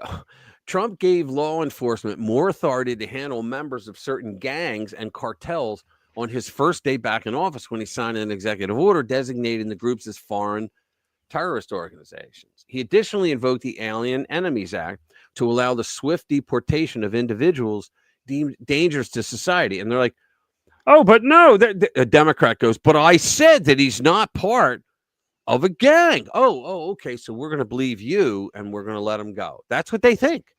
They don't look at Trump like he's a serious president, like he's a president, like he's legitimate. They think he's illegitimate still. This is why they treat him this way. Homan chastised critics who suggest some arrested are not given the opportunity to clear their cases in court. Quote, they want to say our administration is inhumane. We're not giving due process. I find it incredible that there's all this push for more and more and more due process. More process for these designated terror groups when, in fact, no one asked for due process when they crossed the border. He's exactly right. No one asked for a vetting when they crossed the border. He highlighted the role that secures borders, including a wall, play in assisting legal immigrants and identifying human crises and medical emergencies, suggesting such efforts help save thousands of lives every day. And they don't want to hear it. Quote, every place we build a border barrier, illegal immigration went down, illegal drug flow went down. But you know what no one else talks about? The wall saves lives. He's right. And saves little girls being, you know what, on the trip up. Exactly. Little like 6-year-old girls, their parents give them, like, I don't know the biology of it, but they're giving their parents are well, maybe 11 or 12. They're giving them birth control. No, any girl who's hit puberty, if you've menstruated, yeah, they'll start them on birth control because they know they're going to be raped on the way up by the coyotes, the cartel. You said the R word. You said the R word. Oh, all right. I thought I was allowed. I'm not sure that's a good word. Yeah, well, they are. China's economic woes. Yeah, let me see if I have something on that.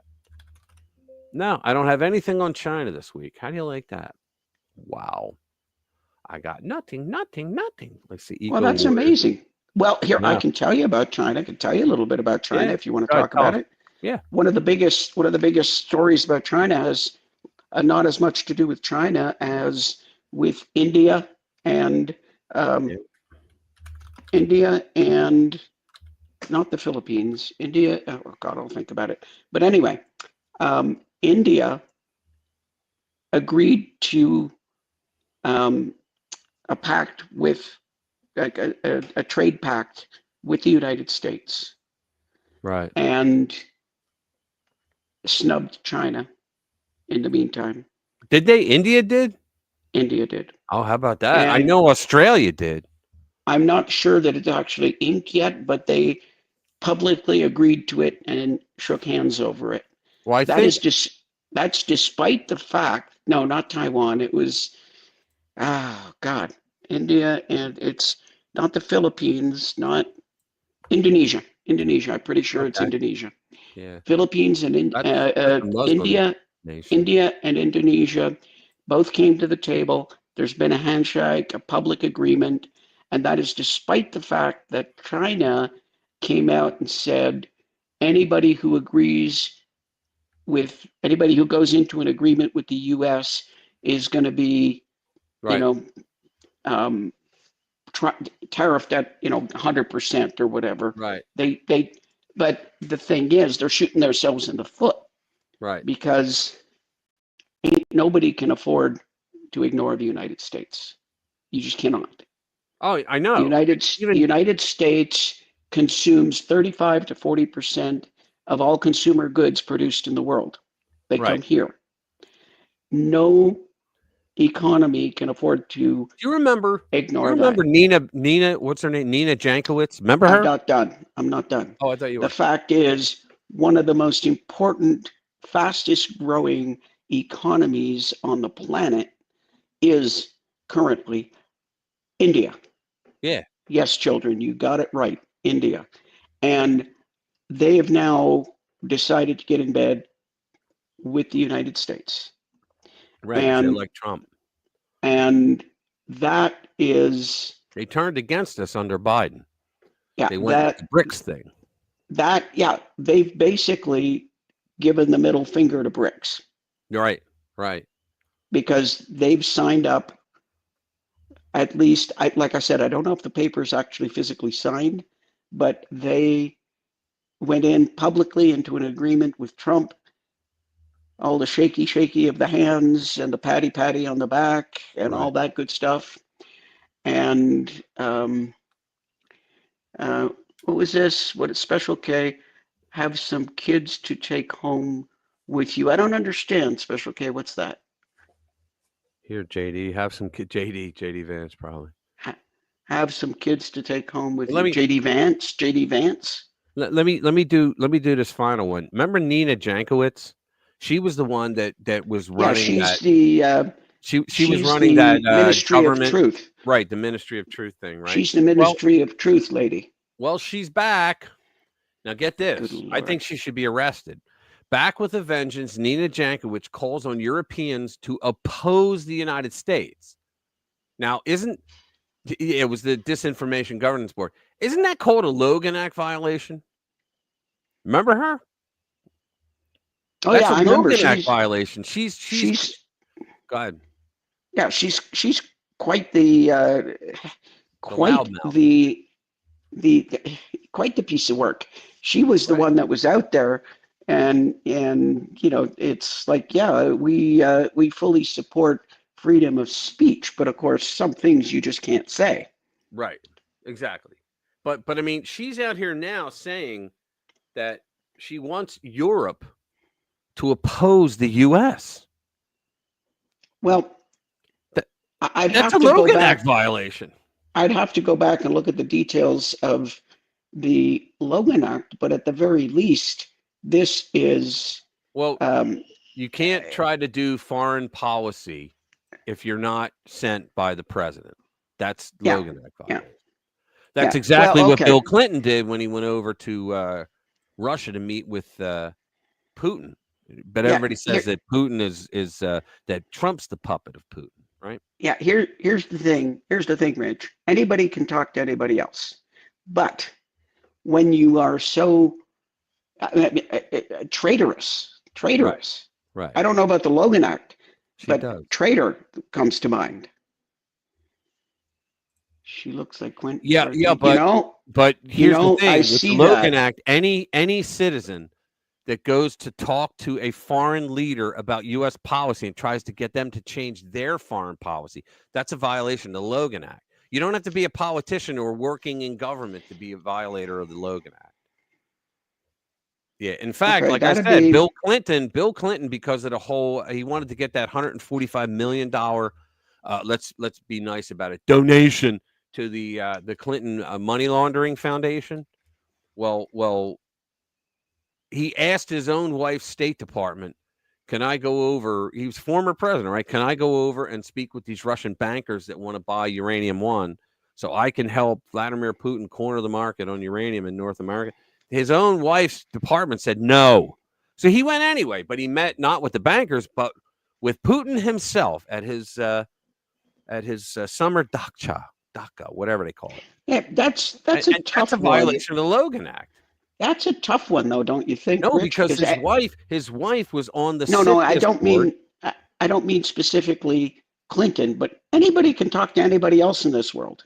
No, you can't. No. Bill Clinton had no right legally to go over and speak with the president of Russia and tell him, if you give me an effing bribe, I'm going to get my wife to convince everybody else on the CFIUS board to vote for you to be able to get. So it's changing foreign policy is what it's doing. That's different. But I mean, I could get on an airplane tomorrow and go over and talk to Mr. President Putin. Well, I mean, I wouldn't be able to, obviously, but they wouldn't let him. What you're saying. I thought you knew that I understood what your point was. Okay. Yeah. Now, you can't, but I said earlier, when you try to change a foreign government the way they're going to deal with the United States, and you weren't so in other words, by the president, that's illegal. In other words, if you kind of try and masquerade as a public official when you're not. Yeah. Yeah. Well, when you try to, like, for example, the reason why they have this is if you have some lobbying firm that's paying you gazillions of dollars because you used to work in government and you know a lot of these people in other countries, right? But that happens all the time. Well, it shouldn't. If it does, that happens all the time. People leave government. If it does, you got to ask the State Department in advance if you're allowed to go talk to them. You have, and now you could work for Coca-Cola, and you can go over and talk to the Russian government and say, yeah, we'd like to sell you Coca-Cola. There's no problem with that because they're not changing their foreign policy that affects the U.S. But definitely, if you go over there and you don't have the blessing of the president and you're doing foreign policy stuff, you're in trouble. You're not allowed to do that, although nobody has been successfully prosecuted on the Logan Act. Yeah, I think that's this kind of a delicate issue. To quote, all right, Logan brother. Act. I'll see you. See you, Thanks Commander. For coming, Commander. The Logan Act, codified at 18 USC 953 prohibits U.S. citizens from engaging in certain communications with foreign governments without and that the certain, authority of the certain United States. communication means that they don't want you trying to do anything that would change foreign policy of either country without the President of the United States blessing. So I can go over and talk to President Putin and see if I can get him to buy my widgets. Yes, and that's not a problem. But if you go over there and say, look, I want you to give me money so that I'll get my wife through a government agency known as the Committee on Foreign Investments in the United States, the CFIUS board, and we're going to approve, if you give me this money, we're going to approve of that board will approve the sale of uranium one so you can corner the market of uranium in North America. That's what he did. Yeah, that would be bad. Yeah, that's what he did, though. And no one ever wants to go after him. And then he said, well, how are we going to, what am I going to say to tell why I came over here? Because I can't tell people that I did that. And he said, just give a speech. We'll pay you $500,000, which was twice his ask. He always asked for $250, right? He got $500,000 to sit, from what I understand, to sit in front of a room full of Russians sitting in chairs who listened to him that didn't speak English and had no interpreters. They were just told, sit there and nod your head. It was all a scam.